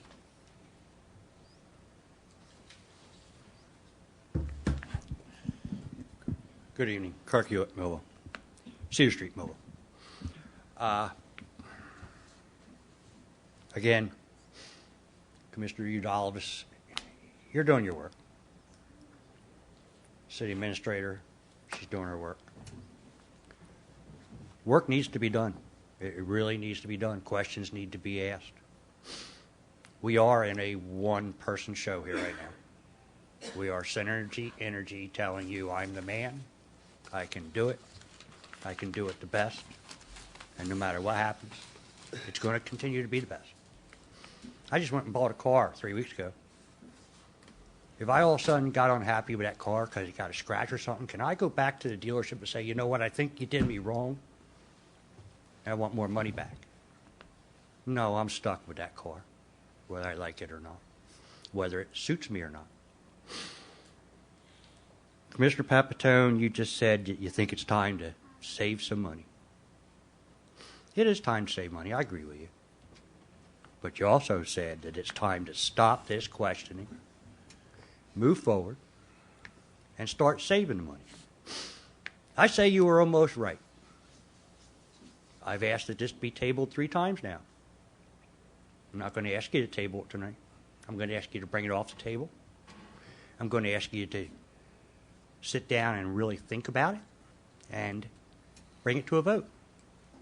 I think it's time, after, I'm going to call it 7 months. Maybe it was a year. It wasn't brought to the commission to anybody then. I'm going to ask you to really consider the fact of you don't have anybody qualified to lead you, like Commissioner Udolphus said. You haven't sought anybody to lead you. You're being led by the man that wants our money. You were insulted last week, the last meeting. We all saw it. We felt bad. So they bring an attorney here to say you weren't.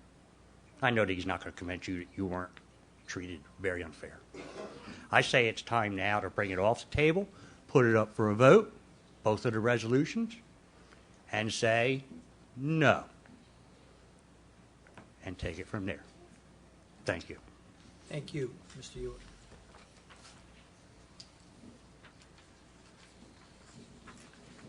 Anyone else? Seeing no one else, I close the public portion on questions. Okay. Madam Clerk? All business. All right. All business at item 1.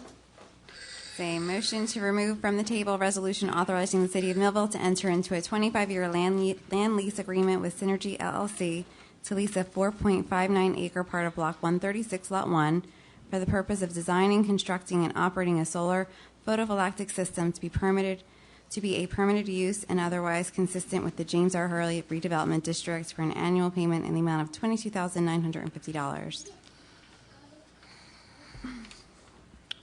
Well, let me ask again. This is to remove it from being Remove it from the tabled. table. Bring it. Correct. Yes would mean yes, remove it from the table. Yes. No would mean leave it on You the would table. make a motion. You have to make a motion. I'd like to make a motion that this issue be removed from being off the table onto the table. Mr. Mayor, move motion to table this. There was a motion to. No, it's a Oh, we have motion to take a remove vote it from the first. table. Let's take a vote first to I need a- leave it I on. need Correct, Commissioner Pepitone? Is that Yes, correct? motion to table. I made the motion. We need a second, or Need a second for Need a the second. motion. All right, hold on, so I can understand this. This is a Say motion it to again. remove it from the table. This is a motion to remove the so if resolution. nobody seconds it, it stays tabled. Okay. You have a second? Who made the motion? No, so it fails. You made the motion? Commissioner Pepitone made the motion. You need a second. Look, Second motion. I'll second the motion to get it moving on. We'll take a vote. Is that correct? Right. That's a motion to remove it from the Right. table. It's been moved and it's been seconded by And now we need a roll the vice call mayor. on removing it from the table still. Before there- we do that, may I ask for our city solicitor's advisement very quickly, just through a comment. Now, my concern is that this was never truly prepared to enter our agenda at all, and that is my honest assessment of this situation, whether it's with old business item 1 or old business item 2. My concern is that removing it from the table and allowing either one to pass at this point creates a much larger risk to the city than it would to even keep it tabled. That's my honest opinion. In terms of where the commission stands in terms of allowing it to move on, if I have to provide a defense to the public for my decision would be to keep it on the table until we can have further information about whether or not this is an acceptable deal on account of the fact that I'm a little bit concerned about it even getting to that point. Well, the matter was placed on the table, and I think it may have even been given a That's specific date Yes. for tonight's meeting. Correct. So I think it would be appropriate procedurally to place an item on the agenda, as the clerk did, And which would be an I item. had the directive from a commissioner to add Yeah. it to the agenda tonight. But I think it would be appropriate to have that on the agenda. So I think it would be certainly appropriate to accept that motion and vote on it. Motion to remove it from the table. Commissioner Davis, you I understand understand. that? I understand completely. All right, everybody else? No, I'm not. I'm confused again. If my vote is to bring it up to be voted. You made a motion, it's been seconded, and I'm saying it can go forward. We can vote. Okay, now before that, is there a discussion first? We're There's no voting more to remove it still. This is the vote to remove it from the It's just table. to- You have a Gotcha, motion and okay. second. Are we ready to vote? Madam Clerk? Commissioner Pepitone. Yes. Vice Mayor Parent. No.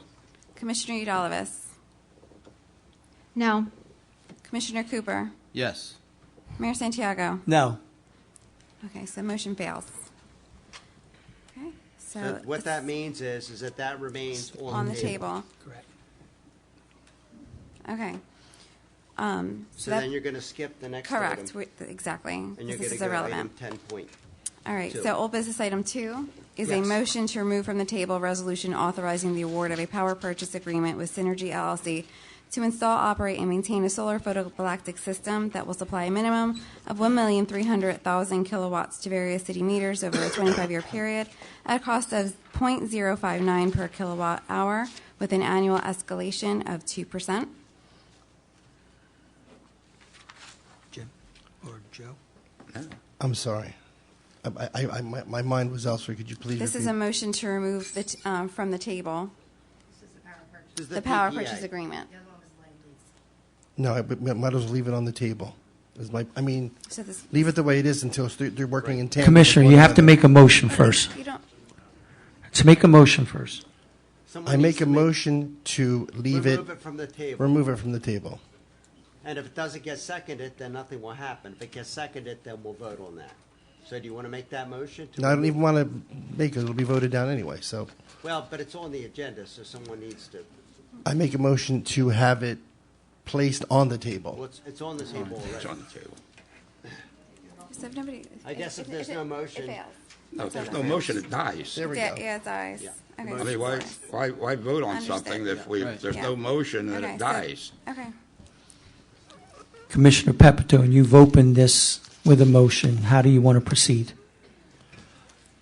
I move that it be, I guess, opened and placed on the table to be voted on.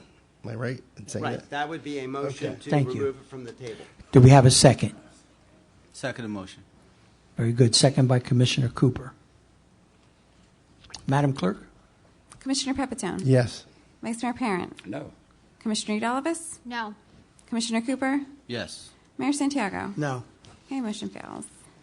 Then you're going I to think- skip the next sub-item. Correct. Yeah, if I may, Mr. Mayor, tell me if I'm out of order or what have you in reference to what we were just voting on. You know, that it is important that when you're going into a long-term agreement, and I can only apply this to recent, is what we're doing with Dennis in reference to the Wheaton project. It's been 7 years, folks, on that particular project. And we finally decided to go into a redevelopment consultant, which was important to help guide us through the process. I'm not smart enough to know about all these percentages and all the stuff about electricity. I have a problem plugging it into the wall right now. So I think getting a consultant would be to our advantage so that we have a better understanding from a professional that's out there. I believe in utilizing that, as we've decided to hire a redevelopment company to help guide us through the Wheaton project that has been going on for 7 years. We think that a redevelopment attorney will help move that along. I think a consultant will either help move this project along or fail.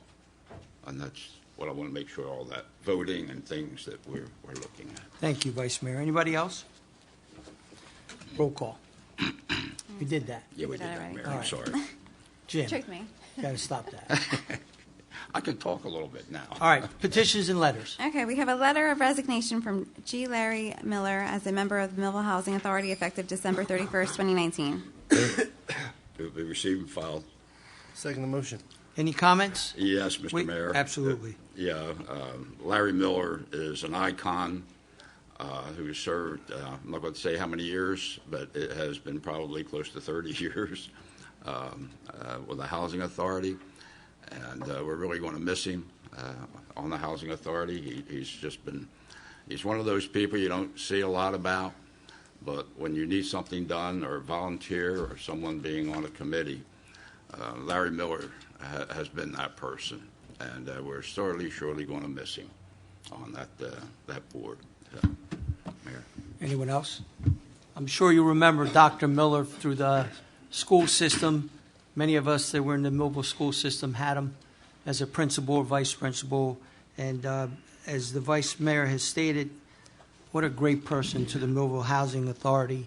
And I just wish him the best. I'd like to add to that, Mayor, as well. I had the opportunity of working with Superintendent Miller when I first got on the school board, and he was wise. Yes. He was a sage in the education area, and has been involved with the city in so many different ways from the point of his retirement on. And I want to say best wishes to him and thank him for the service that he has done for the city of Millville. Absolutely. Thank you. Anyone else? Roll call. Commissioner Pepitone? Yes. Vice Mayor Parent? Yes. Commissioner Udalvis? Yes. Commissioner Cooper? Yes. Mayor Santiago? Yes. Motion carries.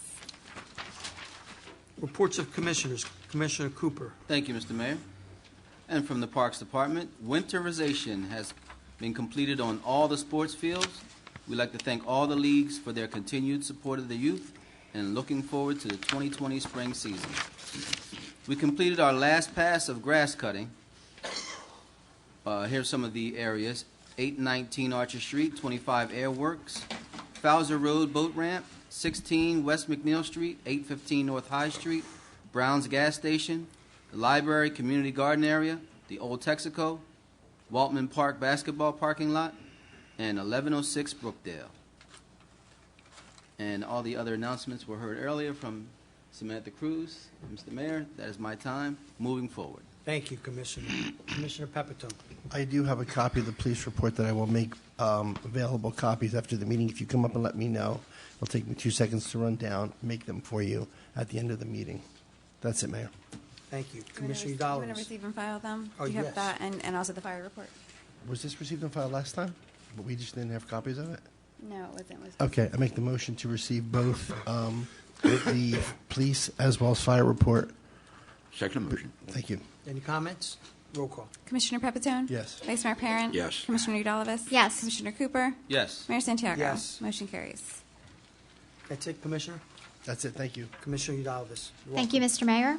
As a reminder to the public and interested vendors, Millville Development Corporation has fostered an agreement with the downtown property owner to utilize a vacant storefront on weekends from November 29th through Christmas for the purpose of a holiday pop-up shop.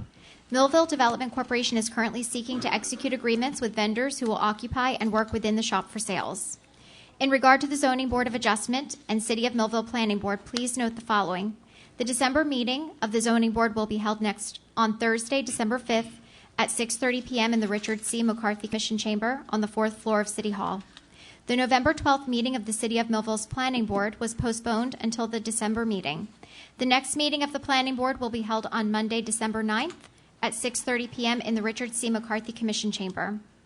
Providing additional updates in economic development, the New Jersey Economic Development Authority announced 5 communities selected to receive Opportunity Zone Challenge grants on November 14th through a press release. Of the 5 recipients, Cumberland County was announced to have won $100,000 through the initiative. According to NJEDA, the Cumberland County Plan is a combined marketing and regulatory reform initiative built around a micro-targeting driven marketing campaign focused on attracting Opportunity Zone investment, a county-specific Opportunity Zone website, and stakeholder meetings. Regulatory reforms included in the plan will consist of an in-depth analysis of areas in need of redevelopment and rehabilitation in Cumberland County Opportunity Zones, as well as the implementation of policies that will support community-backed projects. And with the conclusion of this report, Mr. Mayor, progress. Thank you. Vice Mayor. Thank you, Mr. Mayor. I'd like to submit the tax collector's report for the month of October 2019. Move it be received and filed. Second the motion. Any comments? Roll call. Commissioner Pepitone? Yes. Vice Mayor Parent? Yes. Commissioner Udalvis? Yes. Commissioner Cooper? Yes. Mayor Santiago? Yes. That's Motion the end of my carries. report, Mayor. Thank you. Just quick comments on our streets and roads, our pickup of leaves. We were out there on Saturday on overtime trying to catch up to what we have out there. They're doing a great job. It was shocking to see that they wanted to come out on a Saturday, but they did. Progress on Route 49. It's a state project. I don't mind the phone calls, but that's basically my answer.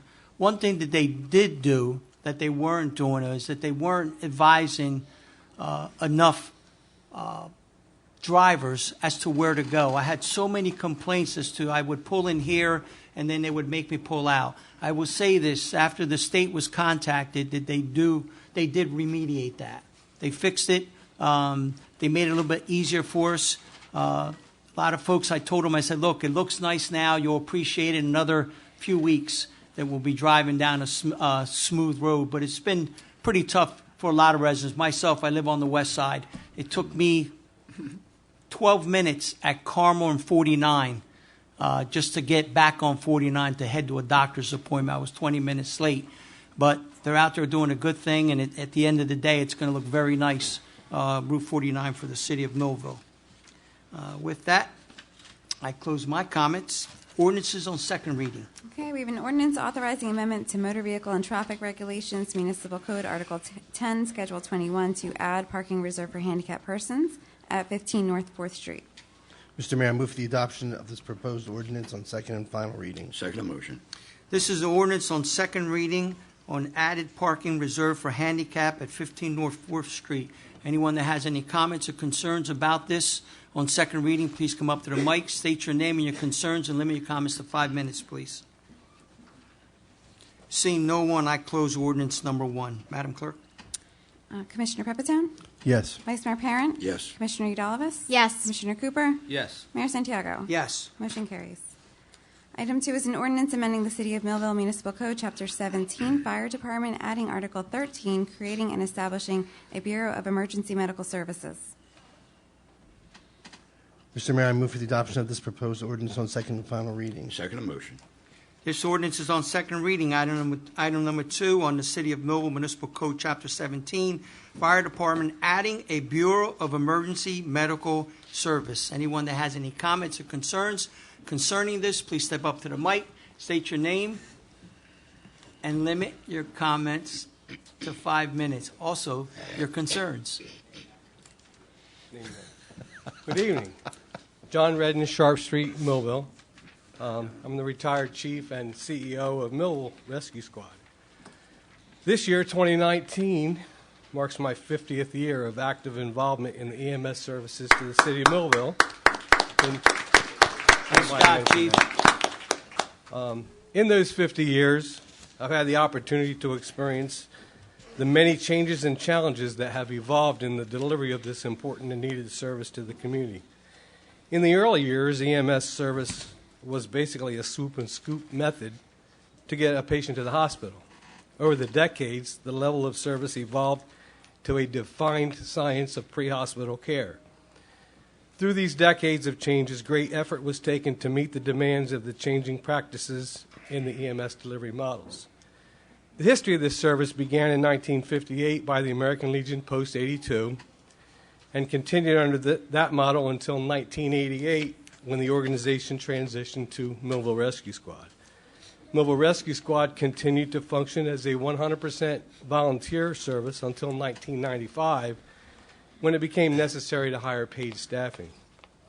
As the costs associated with providing this 24-hour service increased, in 1998, a hybrid model was developed that established a transport division within Millville Rescue Squad. The funding generated through this division was successful in offsetting the cost of providing 911 service and benefited the community through minimal taxpayer subsidy. Over the past decade, many factors have changed within both the 911 service and the medical transportation industry. Increases in the 911 demand has increased exponentially at the same time that insurance reimbursements began decreasing.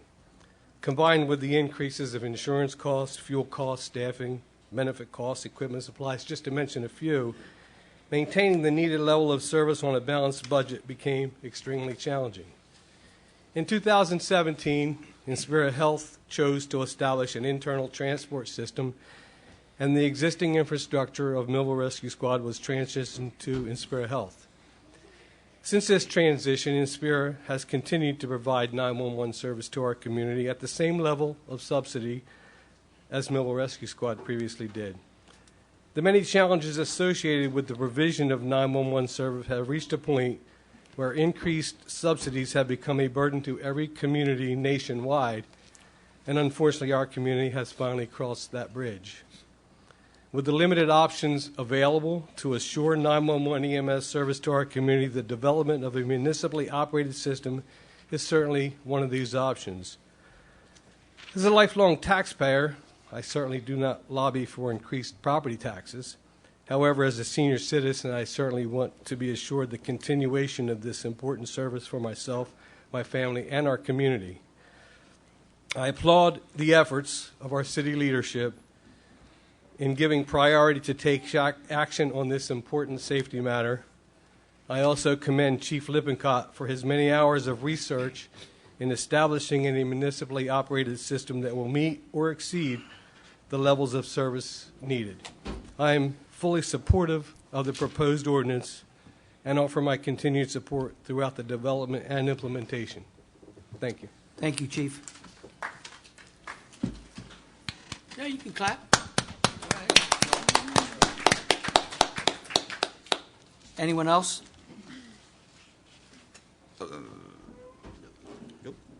Nope. I close the public hearing on item number 2. Any comments of commissioners? No comments? Nope. Joe? Yeah, Well, no, I'm sorry. I'm refocusing. I'm getting back here. I want to thank you for all your past service that you have done for the city in your role. And Chief Lippincott, Yeah. thank you for the incredible amount of work and insight and management that you did to bring this to fruition. I want to gratefully thank both of you, especially you, Chief Lippincott, for being on the cutting edge of this and bringing to the city of Millville what we've requested. So once again, thank you so much, sir. Thank you, Commissioner. Anyone else? Just a quick comment also. I want to thank the Public Safety Director for his involvement getting this thing moving also. Joe, I want you to know that. This is going to be a challenge, folks, for our city and the finance department. This isn't going to be cheap, getting this moved along. I want you to know that now, right up front with it. But, you know, one of the things that we said from day one, taking care of our people, public safety. It's not just with the police or fire department. It's also with our emergency unit. We've heard so many complaints, half hour for someone who needs an ambulance. And, you know, we just can't allow that to happen to our citizens. So I just want to let you know there's going to be a cost factor bringing it back to the city. We're still working on those numbers, and we'll have them for you. Thank you. Anyone else? I think it's amazing that we're bringing it back to the city of Millville, and it's our fire department, the guys within this city that are going to be responding to our doors. I think it's a little bit more personal when you know the person is coming to help you, whether it's a police officer, fireman, or EMS. And a lot of thank yous go to the chiefs, both chiefs, because I know Chief Redden has been involved, and Chief Lippincott has really, really taken the ball. I can't say he's running with it. I think he's flying with it. because he's given us so much information.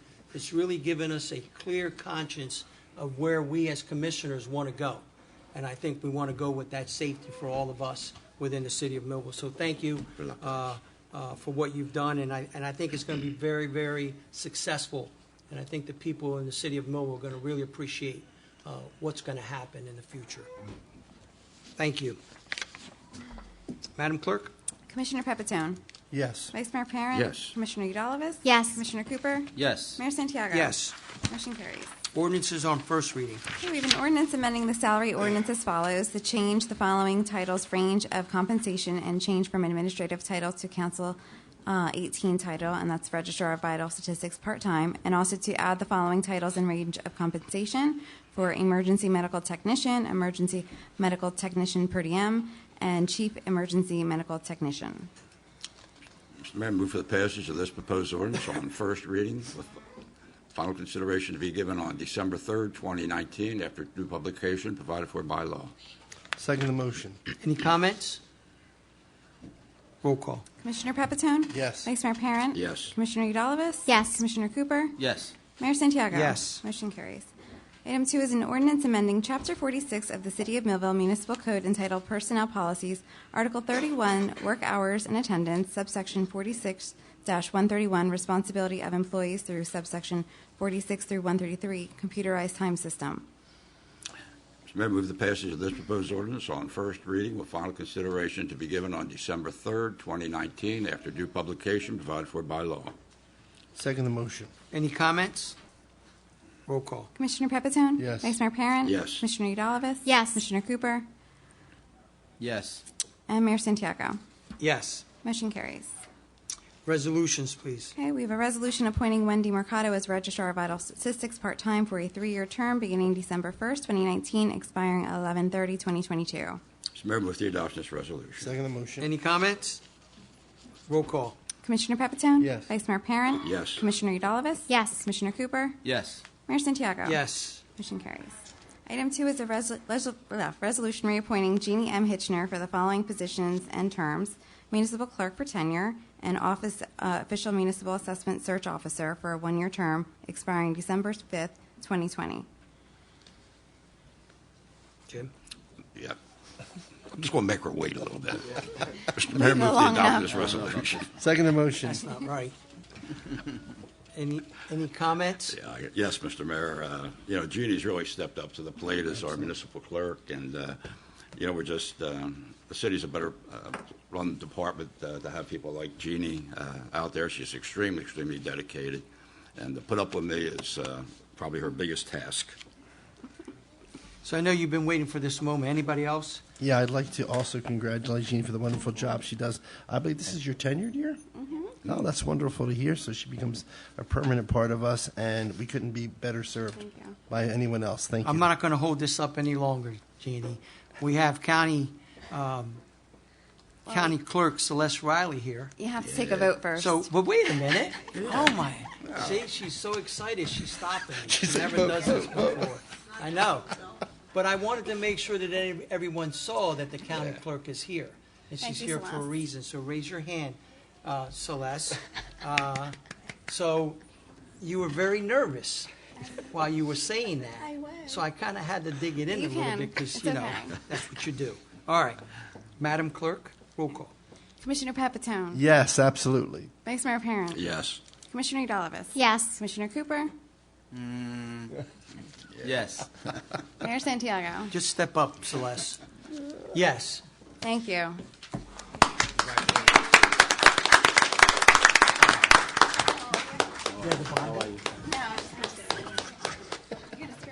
Yes.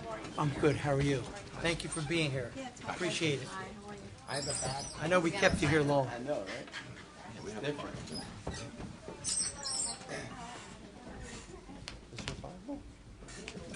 There's one. We got one. Say this. It looks like it. What happened? What happened? Oh, yeah, it's in the back. Yeah, it's in the back. Get that black one.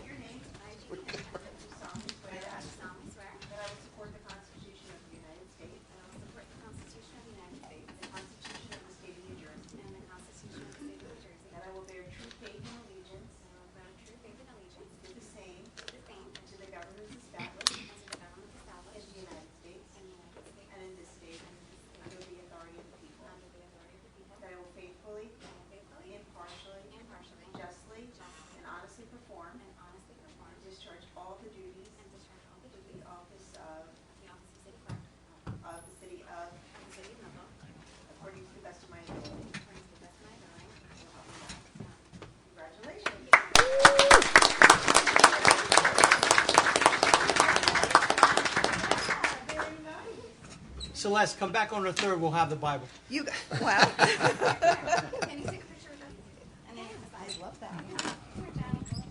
Also, while we're waiting, just like to congratulate. I'm missing Kings. choir practice for this, you know. So you're all invited to our first. I'm a member of the Next Chapter, which is an a cappella choir here in Millville, and we practice. Right, right. Well, no, not today. I'm a choir member.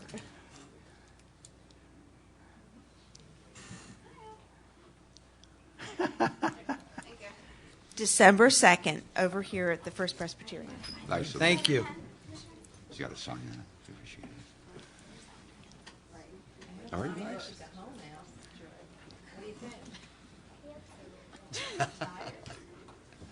No, I'm having a good old time.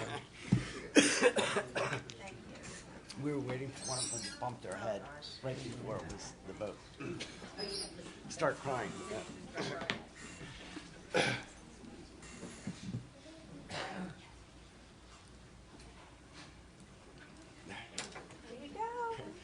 Welcome. Thank you, County Clerk. Thank you. Thank you. See you later. Congratulations. You were real good. Congratulations. See you guys and girls. Bye. Bye, John. See you later, buddy. Take good care. Give your mommy a hug. Yeah. Good man. Good man. Yeah. Oh, a big guy. See you, dude. She's there. She won't let you go. Thank you. Just so you're reminded, Madam Clerk, we're on number 3. Oh, thank you. Wait a minute. Where are we at, Mike? Resolution reappointing Regina Burke as Public Agency Compliance Officer for a 1-year term, expiring 12/5/2020. Mr. Mayor, move the adoption of this resolution. Second the motion. Any comments? Roll call. Commissioner Pepitone? Yes. Vice Mayor Parent? Yes. Commissioner Udalvis? Yes. Commissioner Cooper? Yes. Mayor Santiago? Yes. Motion carries. Congratulations, Regina. Item 4 is a resolution reappointing Tracy Gregoire for the following position and terms. Official Tax Search Officer, 1-year term, expires 12/31/2020. And Water and Sewer Utilities Collector, 1-year term, expires 12/31/2020. Mr. Mayor, move the adoption of this resolution. Second the motion. Any comments?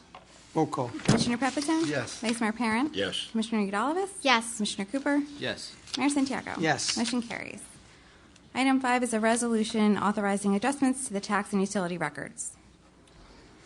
Mayor, move the adoption of this resolution. Second the motion. Any comments? Roll call. Commissioner Pepitone? Yes. Vice Mayor Parent? Yes. Commissioner Udalvis? Yes. Commissioner Cooper? Yes. Mayor Santiago? Yes. Motion carries. Item 6 is a resolution authorizing reappointment of Paula Ring as a member of the Millville Housing Authority. Mr. Mayor, move the adoption of this resolution. Second the motion. I want to table that. Yeah, that's right. Which one is that? That's. Paula Ring. Oh, I'm sorry. Yes. Mr. Mayor, I move that we table that, please. Thank you. Table to 12-3? Doesn't it be seconded? 12-3. Yeah, Okay. it's Okay. Item 6. Does table need to resolution be seconded? on that appointment. Yes. You need it. Someone. Second. You made the you Okay. seconded it. So Okay. to Yeah. table, okay. Take a A vote. motion and a second to table, I have. Good. So roll call. Roll call. Any comments? No, not at this time, Mayor. Roll call. Thank you. Commissioner Pepitone? Yes. Vice Mayor Parent? Yes. Commissioner Udalvis? Yes. Commissioner Cooper? Yes. Mayor Santiago? Yes. Okay, this has been tabled until 12-3. Item 7 is a resolution authorizing appointment of Winfield R. Pettit Jr. as a member of the Millville Housing Authority to fill the unexpired term of G. Larry Miller with a term expiring December 31st, 2020. Mr. Mayor, move the adoption of this resolution. Second the motion. Any comments? Roll call. Commissioner Pepitone? Yes. Vice Mayor Parent? Yes. Commissioner Udalvis? Yes. Commissioner Cooper? Yes. Mayor Santiago? Yes. Motion carries. Item 8 is a resolution approving military leave of absence and payment of pay differential due to call up of active military duty in the Air Force for Brian Day for November 1st and 6th, 2019. Mr. Mayor, move the adoption of this resolution. Second the motion. Any comments? Roll call. Commissioner Pepitone? Yes. Vice Mayor Parent? Yes. Commissioner Udalvis? Yes. Commissioner Cooper? Yes. Mayor Santiago? Yes. Motion carries. Item 9 is a resolution approving settlement agreement and general release with Malley Associates PC, who provided the city with a pre-action notice dated July 30th, 2019, for outstanding fees for professional services in the sum of $28,138.82, which sum was compromised between both parties and settled in the amount of $24,000. And with that, Mr. Mayor, I have a certification availability of funds from Marcellus Shepard in the amount of $24,000 and move for the adoption of this resolution. Second motion? Any comments? Roll call. Commissioner Pepitone? Yes. Vice Mayor Parent? Yes. Commissioner Udalvis? Yes. Commissioner Cooper? Yes. Mayor Santiago? Yes. Motion carries. Item 10 is a resolution authorizing special assessment of municipal liens for certain properties due to expenses incurred by the City of Millville relating to cut and clean, plus administrative fees in accordance with Chapter 11, Article 6 of the Municipal Code. Mr. Mayor, I move for the adoption of this resolution. Second motion. Any comments? Roll call. Commissioner Pepitone? Yes. Vice Mayor Parent? Yes. Commissioner Udalvis? Yes. Commissioner Cooper? Yes. Mayor Santiago? Yes. Motion carries. Item 11 is a resolution authorizing special assessment of municipal liens for certain properties due to expenses incurred by the City of Millville relating to board and secure plus administrative fees in accordance with Chapter 11, Article 1, subsection 11-6 of the Municipal Code. Mr. Mayor, I move for the adoption of this resolution. Second motion. Any comments? Roll call. Commissioner Pepitone? Yes. Vice Mayor Parent? Yes. Commissioner Udalvis? Yes. Commissioner Cooper? Yes. Mayor Santiago? Yes. Motion carries. Item 12 is a resolution authorizing special assessment of municipal liens for certain properties due to expenses incurred by the City of Millville relating to work performance plus administrative fees in accordance with Chapter 11, Article 1, subsection 11-6 of the Municipal Code, and this is for 17 East Powell Street. Mr. Mayor, I move for the adoption of this resolution. Second the motion. Any comments? Roll call. Commissioner Pepitone? Yes. Vice Mayor Parent? Yes. Commissioner Udalvis? Yes. Commissioner Cooper? Yes. Mayor Santiago? Yes. Motion carries. Item 13 is a resolution authorizing temporary attachment of holiday license agreement between Atlantic City Electric and the City of Millville. Mr. Mayor, I move for the adoption of this resolution. Second the motion. Any comments? Roll call. Commissioner Pepitone? Yes. Vice Mayor Parent? Yes. Commissioner Udalvis? Yes. Commissioner Cooper? Yes. Mayor Santiago? Yes. Motion carries. Item 14 is a resolution authorizing the purchase of one 2020 Ford Explorer all-wheel drive vehicle with options from Winter Ford of Cherry Hill through state contract for the sewer department in the amount of $30,739. And with that, Mr. Mayor, I have a certification availability of funds from Marcellus Shepard, the CFO, in the amount of $30,739. So move for the adoption of this resolution. Second the motion? Any comments? Roll call. Commissioner Pepitone? Yes. Vice Mayor Parent? Yes. Commissioner Udalvis? Yes. Commissioner Cooper? Yes. Mayor Santiago? Yes. Okay, motion carries. Item 15 is a resolution authorizing the purchase of two 2020 Ford F-250 four-wheel drive trucks with options from Buyer Ford of Morristown, New Jersey through state contract for the water department in the amount of $40,303 for each for a total sum of $80,606. With that, Mr. Mayor, I have a certification availability of funds from Marcellus Shepard, CFO, in the amount of $80,606. And move for the adoption of this resolution. Second the motion? Any comments? Roll call. Commissioner Pepitone? Yes. Vice Mayor Parent? Yes. Commissioner Udalvis? Yes. Commissioner Cooper? Yes. Mayor Santiago? Yes. Motion carries. Item 16 is a resolution rescinding resolution number 264-2019 adopted by the Board of Commissioners of the City of Millville on October 15, 2019, authorizing participation in the Employee Prescription Drug Program provided by the State of New Jersey State Health Benefits Act. Mr. Mayor, move the adoption of this resolution. Second the motion? Any comments? Mr. Mayor, if I may, I do have a comment in addition to the motion to table this item for further review. There was no motion to There table was at no this motion time. to table. Just now, no. There was a, I believe, first by the mayor, vice So mayor. we will need to make a motion in accordance with what was discussed based on Decided we would solicitor's have to wait to findings. table this till we spoke to one specific union. This is part of the closed session. Hold on a second. Oh, let's get it Hold straight. on. Regina, go ahead. We decided this would need to be tabled because one of the contracts requires we speak to the union Yeah. prior to any vote being taken Correct. on any kind of Yes, benefit. that's why it's, But it was not tabled. no, it's not No, tabled. No, it's not tabled. It is not tabled. We're getting we're getting more So information. it's on the agenda for action. And the problem is that one of the collective bargaining agreements provides that if you're going to change, you have to let first them know. consult We have to with let the them union. know. And we consulted with the union prior to the last Prior to resolution it being passed, we adopted. spoke with the union, but before we rescind it, we need to speak with the union again. So we need to speak to the union again before we So can this needs to take be action tabled. on this. So can I make a motion to table this in light of the fact that we've had a motion to adopt and a second the motion? They already motioned and seconded. Do we have to vote it down? Well, motion to Motion to table table. takes precedence over Okay. even a motion to adopt. So All if right, there's a well, there you motion go. to table, You can vote I, on the motion to table. I will make a motion to table. May I make a comment as well with an explanation? I second the motion. Go ahead. Okay. First, I will assert that the Commission respond by tabling this item and not taking action on this item until the bargaining units have been contacted as per recommendations of our City Administrator and our City Solicitor with the meetings that should be conducted. In terms of providing a comment in order to provide an explanation how this initial decision was reached by myself with the assistance of our city officials during the October 15th meeting, I would like to provide that at this time. On October 15th, 2019, the City Administrator provided an explanation to the Commission and the public on the decision to provide notification to the state in order to enroll in the state prescription plan by the November 1st deadline due to the profound economic benefits to not only the city's budget but also the contribution rates of employees through the transition from the Benecard 10 and 20 copay policy to the state 3 and 10 copay. The Chief Financial Officer and City Administrator noted that the state's second consecutive year in offering lower rates than that of our current plan and took a proactive approach to introducing this action as a mode to lower the city's annual budget. Utilizing figures provided by Finance and Revenue and our City Administrator, the city would have realized a savings of approximately $164,285.64 by transitioning from the Benecard 10 generic and $20 preferred plan to the state prescription plan with $3 generic and 10 preferred copays. The City Commission was presented with the Benecard plan that is designed to mirror the state prescription plan by our insurance broker for an approximate savings of $119,545.08. This plan, while lower than the current Benecard plan of 10 and 20 copays, still entails an approximately $44,740.56 increase over the state prescription plan that the city had approved by resolution with a 5-0 vote of approval on October 15th. My decision to vote in accordance with the recommendations made by our CFO and City Administrator in accordance with Labor Council's assertion that each bargaining unit contract reserves the right of the city to revert to the state plan as of October 15th was based upon the aforementioned figures and evidence. Labor and Legal Counsel had been contacted by our City Administrator prior to the initial adoption and had concurred that the plans are substantially similar.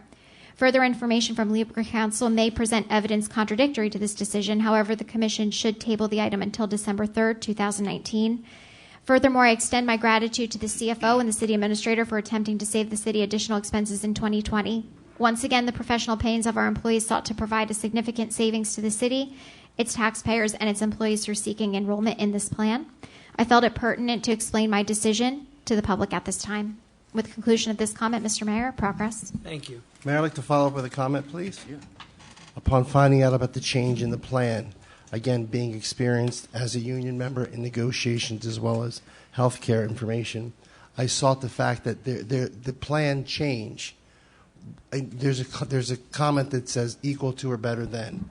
And in reviewing it, I thought to myself, this doesn't appear to be. So I sent an email to Vice Mayor Parent, who basically looked at it. It began a complete dialogue of looking at this, and we had found out today that this moved, all the savings that we may have received would have put us in jeopardy of being sued based on the fact that this plan is not equal to or better than.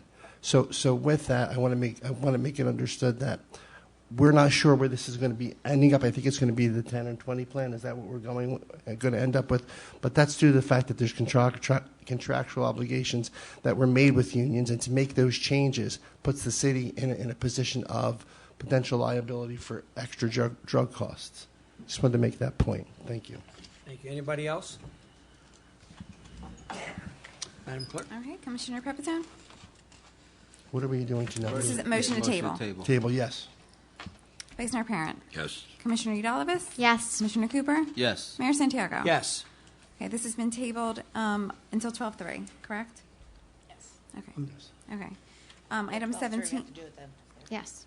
Okay. Item 17 is a resolution authorizing award of contract to a project known as Section 125 Plan Services to American Fidelity Assurance Company, 2000 North Classen Boulevard, Oklahoma City, Oklahoma, awarded through a non-fair and open process for the period covering December 1st, 2019 to November 30th, 2020.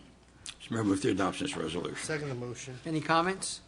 Roll call. Commissioner Pepitone? Yes. Vice Mayor Parent? Yes. Commissioner Udalvis? Yes. Commissioner Cooper? Yes. Mayor Santiago? Yes. Motion carries. Item 18 is a resolution authorizing award of professional service contracts with Inspira Medical Center to perform professional occupational health services for the purpose of providing medical services as required to comply with various regulatory agencies and policies and procedures of the municipality, awarded pursuant to a fair and open process for a period of December 1st, 2019 through November 30th, 2020. Mr. Mayor, move the adoption of this resolution. Second the motion. Of certification of funds? There's certification on that? Yes, there is. Oh, yeah. Is there a certification? Did you- There's is no it not in front of you? certification because there's no number. Is you have nothing up there? Is that what it is? Is it because it's the year 2020? Is that why? There's no certification I have dollars no- on here. Right. We don't have it. Oh, we don't have it. But it says Okay. certification of funds. Well, it's actually a professional service contract, so we Right. don't usually do dollars, do we? Yeah, we do. We normally do. You don't have to do dollars. Because it's done by item as we need a physical or whatever. It's the doctor. So with this one, can we approve it without the certification of funds? I think we've done this in the past without For a this certification of specific one. funds, because this comes up every year. Right. Okay. Okay. So I would say yes, go ahead. Okay, thank you. All right. Thank you. Roll call. Commissioner Pepitone? Yes. Vice Mayor Parent? Yes. Commissioner Eudalovich? Yes. Commissioner Cooper? Yes. Mayor Santiago? Yes. Okay, motion carries. New business. The motion to authorize a social fair permit on behalf of Rowan College of South Jersey for an event to be held at the Arts and Innovation Center on December 19, 2019, 5 p.m. to 9 p.m. Approval is subject to the required payment payable to the Division of ABC. Second the motion? Any comments? Roll call. Commissioner Pepitone? Yes. Vice Mayor Parent? Yes. Commissioner Eudalovich? Yes. Commissioner Cooper? Yes. Mayor Santiago? Yes. Motion carries. Also want to make a motion to authorize the petition to extend licensed premises on behalf of New Jersey Motorsports Park for a beer festival to be held on May 23rd, 2020, from 12 p.m. to 5 p.m., with a rain date of May 24th, 2020. Second the motion? Any comments? Roll call. Commissioner Pepitone? Yes. Vice Mayor Parent? Yes. Commissioner Eudalovich? Yes. Commissioner Cooper? Yes. Mayor Santiago? Yes. Okay, motion carries. We've now reached the public comment portion of our meeting. Anyone who would like to address this commission, please go to the podium. State your name and address your concerns, and please limit your comments to 5 minutes. Kirk Hewitt, Millville. The item I talked about in the work session, you tabled everything. I gave you a lot of information if you go to what you wrote down, Mayor. It's just strange, and I know he's gone because that's the way it works. We're used to it. He mentioned one place that's on that whole list, and that's our sewer plant. He mentioned a lot of others, but he didn't mention any of them in that article that I gave you guys that you can look at. So, again, thank you for deciding to look a little deeper. I guess the decision's just about perfectly made to get somebody that knows solar to come in here and consult with you guys as it should be. And, you know, these last 2 months, I guess, probably 3, tonight's proof that we can all just work together if we need to. I mean, I stood here 3.5 years ago, and John's gone, he left. I stood here, Mr. Mayor, you were the mayor, and we battled back and forth. Myself, John Redden, whatever that Baca, it was his last name, the representative from Inspira, talking about, you know, what was going to happen. It happened. It's a shame it took this long, but yeah, finally, thanks to the chief, thanks to John Redden and everybody that worked on it. You know, 6, 7 months down the road now, we'll have our rescue squad and things will be good. Thank you. Thank you, Kurt.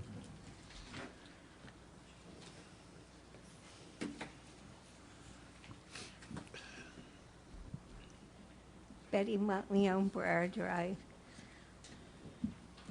I want to discuss the rescue squad a little bit. I have several people that have asked me repeatedly, and I myself have always wondered. And I don't mean to step on anyone's toes, but when something gets sold, there's money, usually changes hands, unless the place was in bankruptcy or over their head in debt. So now Inspira supposedly bought the rescue squad. So that means money should have changed hands if there was value there. And I understand we got our 2 ambulances back and you're refurbishing those. But I would like to know what they did with the money if they actually sold the rescue squad. Where did it go? And now in New Jersey, if I'm not mistaken, and Mr. Russell probably would know this better than me, but I've been told if a nonprofit sells or closes in whatever manner their nonprofit, any funds has to go to another nonprofit in that general area. But evidently that didn't happen. So wouldn't it be nice if the city could find out if there were any funds, and if they were, where did they go? Because we sure could use them towards doing this rescue squad. And my other suggestion, and I don't know if it would work or not, but everybody knows if you get a tax increase, no matter what kind it is, state, federal, city, it's never ended. It goes on forever, never, never. Is there any way you could assess, and I know it'd be hard on some people, but could you assess each house a particular amount to get the rescue squad started? And then once it was started, it could be self-supporting by memberships and stuff like that, and charging, for transportation, which they do. How many houses are there in Millville? Does anybody have an idea? Betty, I don't think we would be able to do that. You can't do that? No. Because I got assessed at a condo. Because the other problem is that because of the way that health insurance reimburses for these calls, it's really eradicated these private volunteer and paid rescue squad organizations. And what you see municipalities bringing them in-house or private contractors. A large part of ours will be anymore. reimbursed. Yeah. That was on the presentation. Yeah. But it doesn't pay for it. That's No, the it problem. doesn't pay for it all. You're still Always losing. We always lose. And then you need employees, and then that costs a lot of money. It's just the way that it is. It's No, like I having a just police meant for department. the startup, not like say everybody chipped in $100, and that gets the rescue squad I see what you're started. saying. I didn't mean yearly. I see what you're saying. Explain the bond. Rob, could you explain how the bond works and the cost is dispersed throughout the city and homes? Yeah, I mean, the bond will make the cost of it be spread out over a long period of time. But the other thing I think that we all should think about is we really had it good for a long time because we only had to pay $105,000 a year, and we had an excellent. I mean, our service I think was as good as the ones in Vineland and Bridgeton, and they had, full in-house services, and they were paying for salaries and everything else. And we were lucky we had it so good. But, unfortunately, because of the way that health insurance is paid, things have changed. And I think it was hard for the rescue squad to operate and stay afloat. I think that's probably why they entered into the merger. So how is the city going to maintain theirs if it's so hard? Isn't it going to be hard for the city? Well, I think the city will do what. I mean, it's not a profit maker. That's the point. It's going to cost money. Well, neither wasn't Spear supposed to be a profit maker. Correct? Well, I think in Spirit was in a different situation because I think they wanted to have the transport business, and they wanted to because I think they thought they could make money doing that. The problem is it became difficult for them to provide the 911 service, which I think is more costly and there's less reimbursement, as I understand it. Right. But they didn't combine the two, did they? Didn't they just sell it to Inspira? Well, I think Inspira was, in theory, going to handle all of it. The problem is that it just wasn't working out, as we all know. Right. Particularly in terms of response times and then we had to use services from other towns, and, at some point, the commission had to act because it just wasn't a good thing for the residents. Yeah, I understand. I just hope it works out without really hurting the taxpayers. Because, like you said, we need it, and we should have never got rid of it in the first place. Okay, thank you. Thank you, Betty.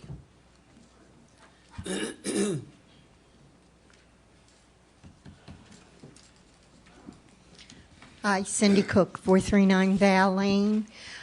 First of all, I would like to say I'm extremely humbled by this proclamation.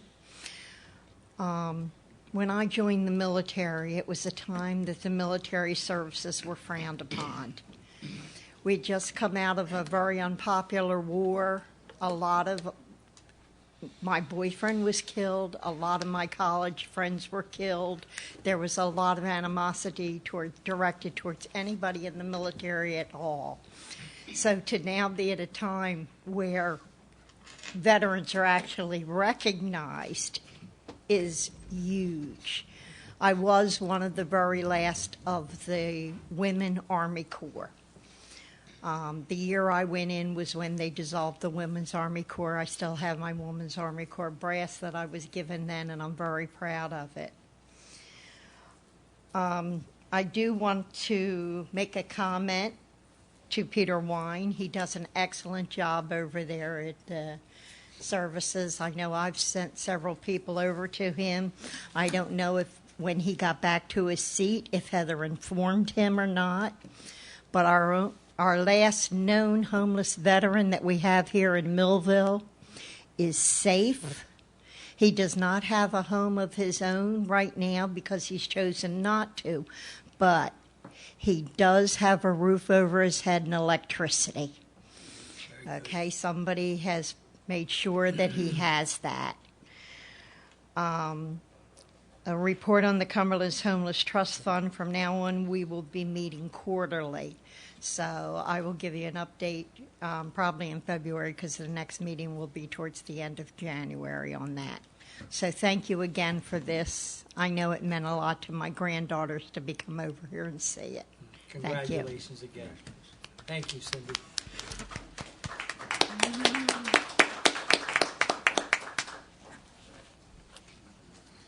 Angeline Broomhome, Millville. Jeannie Hitchner, your kids are really, really cute. I was so fortunate to be able to sit next to them. Just had to say that. Thank you. Okay. Really cute. I have some questions regarding, and I know it's kind of like a moot point. I noticed that the second reading for the bond for the trash cans and the ambulances wasn't on the agenda.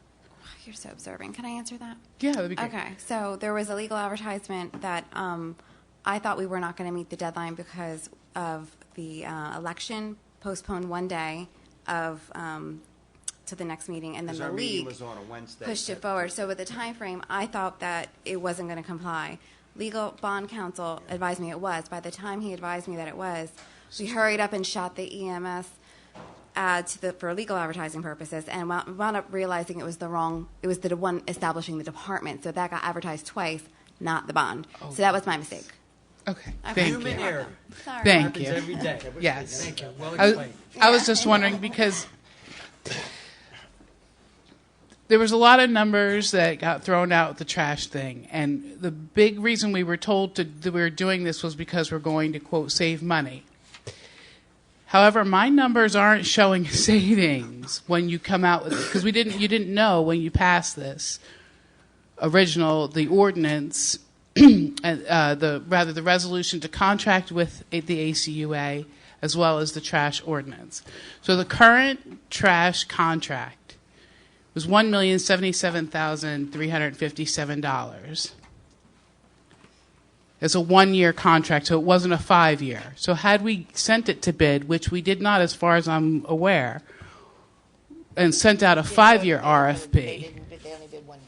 Right, so it's a 1 year, but we didn't send an RFP requesting 5-year bids. So we can't really say we don't know who else would have bid on it, because we don't know, because no one's going to invest in a 1 year, because there's trash trucks and things like that involved.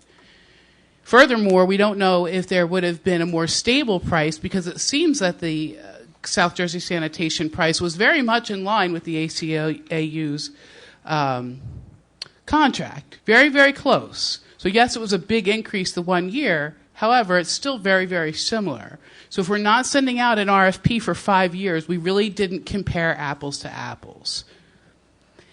So the 5 years, assuming no increase, right? And I know there would generally be an increase, but assuming no increase, $1,077,357 times the 5 years comes to $5,386,785. That would have been assuming with South Jersey Sanitation for the 5 years, and there's no change.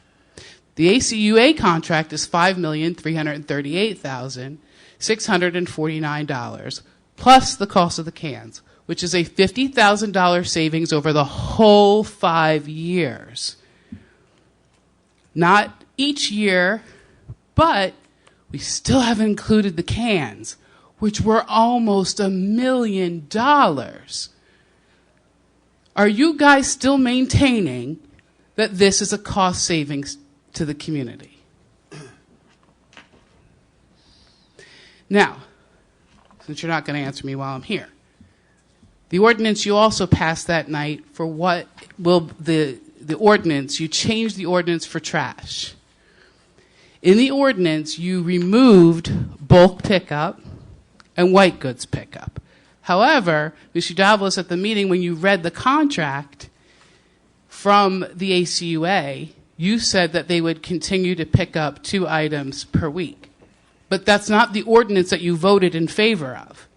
The ordinance you voted in favor of removes bulk pickup and removes white goods. So which is it?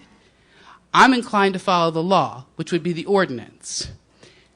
We're confused. We're arguing on Facebook. We're arguing at Wawa. We're arguing at Jim's lunch. Why? Because you guys didn't know. So I would appreciate, I'm hoping that I get this answer tonight since you won't answer me while I'm here. 1, do you maintain that this is still a cost savings?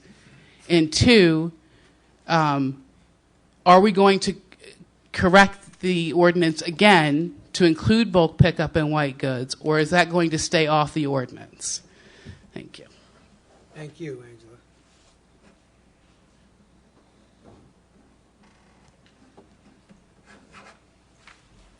Noel Brannon, 29 Dorset Avenue. Come visit me. No, I'm just kidding. Millville, by the way. Congratulations to all the proclamation recipients tonight. It was all well-deserved. And also congratulations to the Chief, Chief Lippincott, for all his hard work, and hopefully it'll work out to all of our betterment. That was me. Now I'm putting on the soccer hat. I think I mentioned this last meeting, but again, our fall season is ending. Our fall 2019 season is ending. Still a couple games to make up because of rain, but December 1st, our spring 2020 season registration opens. It'll be available on our website, millvillesoccer.com, so everybody can register. If they register in December, there's a discount. And in-person dates will be in January. Online will be open until the end of January. Taking off that hat, putting on my hat. That's why I'm bald, too many hats. One last thing, maybe with the synergy and the power purchase agreement and all the questions and stats and savings and figures, maybe an industrial commission would be able to help the research. Thank you.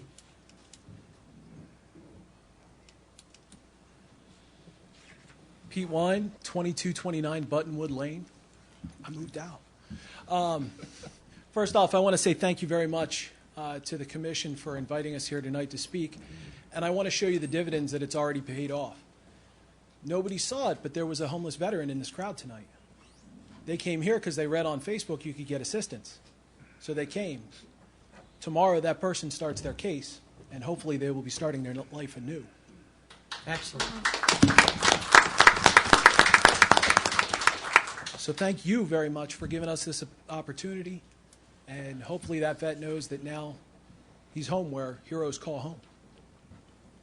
Thank you, Pete.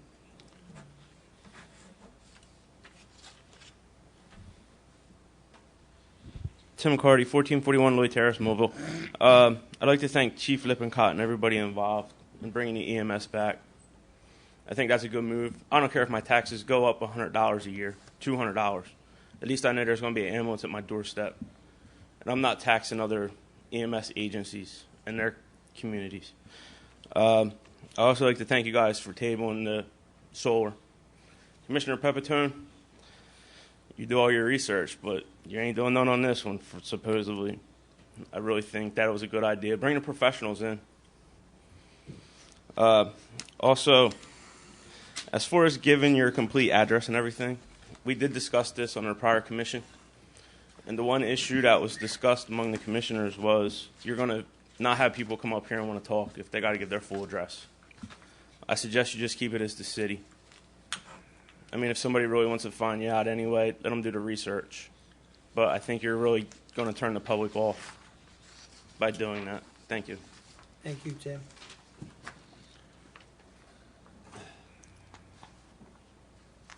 Anyone else? I close the public portion part of this meeting. I think he wanted to. Oh, you do? I'm sorry, Mike. Okay. Didn't see him. On the, my name's Tom McGinty. I live on Carlton Avenue in Millville.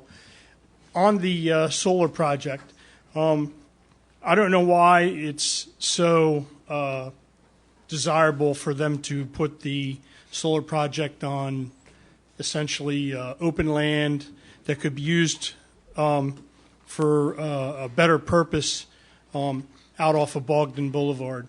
There's a lot of areas within the airport or other city property where they could use the benefit of the cover of solar like they do down at Stockton College and a lot of other municipalities. Seagirt, they put their solar up, and basically it's like carport garages. They keep their vehicles under there.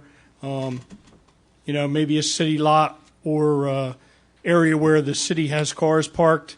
They could put the solar there, eliminate, lease them that property. You're using it as a parking lot anyway. If you covered the police cars out back, it's, good for the cars, less weather on them, don't have to be cleaned off, and so forth and so on during inclement weather, and, potentially, add a little life to the car and a little less wear and tear from the elements. I don't know if anybody's looked into that. Solar, wherever they're going to be putting it up, they can, we can reap the benefits of the distribution, whether it's out off of Bogdan Boulevard where nobody's going to be watching it, haven't brought into account vandalism, theft, so forth and so on. You already have problems out there with the soccer field, from what I understand, just stupid damage from, people that, don't have respect for city property and so forth. So, but to get the biggest bang for your buck and put that over, an area where you could, protect vehicles, so forth and so on, might be, something we could look into. The second quick thing that I wanted to bring up was the everybody looks at solar and they look at the initial the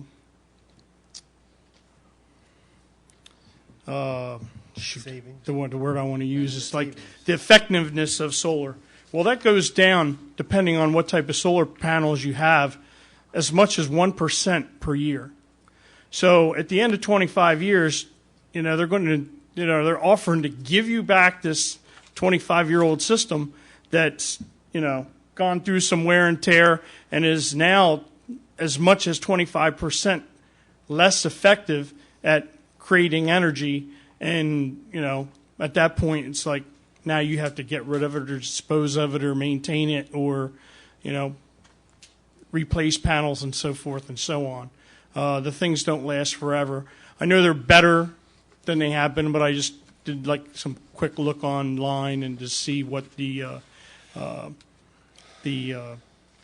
life expectancy of the things is, and when people come in and they want to throw something at you and say, oh, it's going to be this and it's going to do that, or you're looking down the line at 12 to 25% less effective panels when they land in your lap.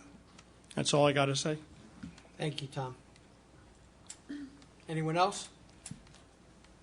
I close the public portion part of this meeting. Madam Clerk? Can I just clarify? I do have the certification of funds handy from the Occ Health professional service contract. So I just want to make that What was that? on the record. So we had $1,666.67 for this year, 2019, with the remainder to come out of 2020 budget. Okay, that's Okay. good. Just Thank follow. you. Okay, Thank you. sorry. No problem. Comments of commissioners. Commissioner Cooper. Thank you, Mr. Mayor.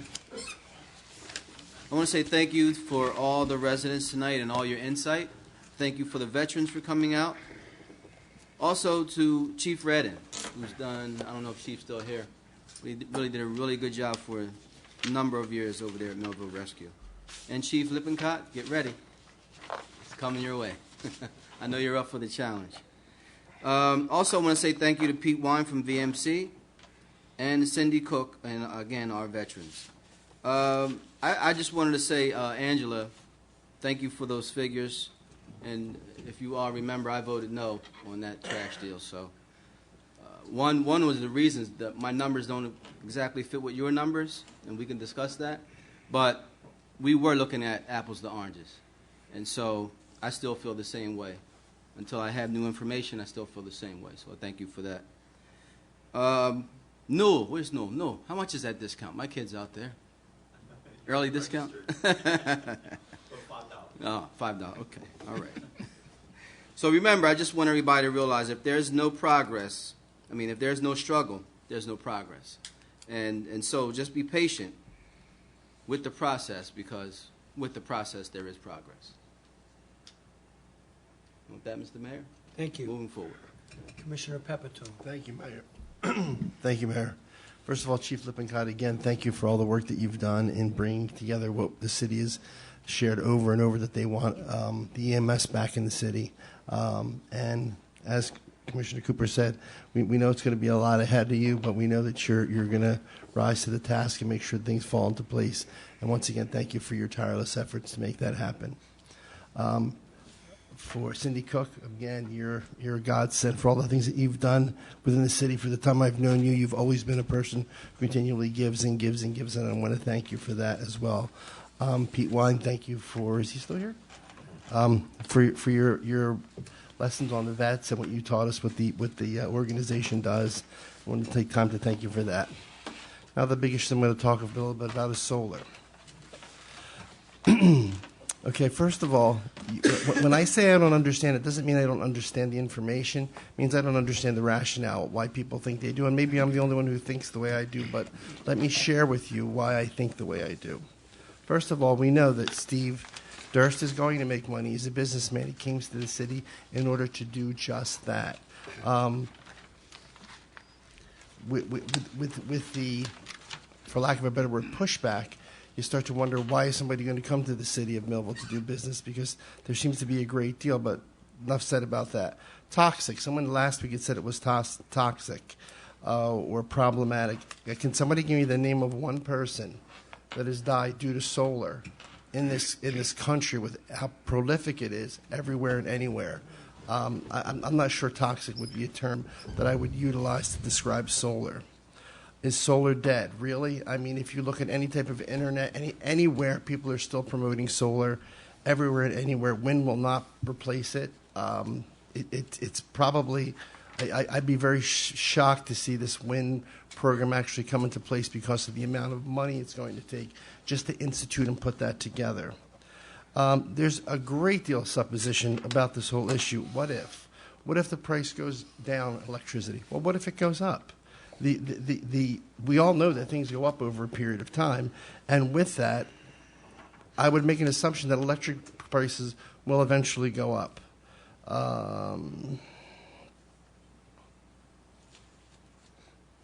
What we have to look at concerning Mr. Durst personally, the sewer plant. Marcy verified $127,000 savings.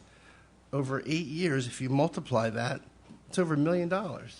Imagine if we didn't do that and we just said, let's keep putting it off and keep putting it off and just forget about the solar because of all the issues that people have already mentioned. We'd be $1 million more in the hole. So where would that money come from? Why he didn't walk away? Somebody asked that? I asked him repeatedly. I said, don't give up on us. We can get this thing through. Okay? And I still believe, and that's why I will emphatically, until this deal either goes through or goes away, be a fervent supporter of saving money for the city of Millville based on what the solar can do for us. I'm going to go back to when I first met Steve Durst. I was on the school board. And there was an issue over a piece of land that Target needed in order to build. Target was an anchor store for Union Lake Crossings. There was a bunch of people who said, let's not do it. One of the big issues is the kids are going to run over from the middle school and get run over by cars. And there was a million issues. Could you imagine if Union Lake Crossings wasn't there, what the city would be like? Think of the untold amount of jobs that we have, the revenue that it's generated, et cetera. And again, that was my interaction with Steve Durst. Jim Quinn was the mayor at the time. I was on the school board. I asked him to make me a liaison to the city so I could talk to Steve Durst back then and say, again, don't give up on us. Let's see if I can make board members on the Board of Education move to say, we're going to sell this property to you, we're going to get the compensation for it, and it will allow Target to put its footprint that it needed to put down at the time.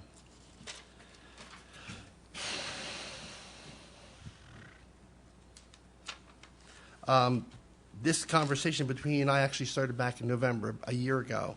Throughout the process, as information came out, he basically said, we're not going to need an RFP. He goes, he had received certification through some type of consortium that he could actually do it without going through the RFP process.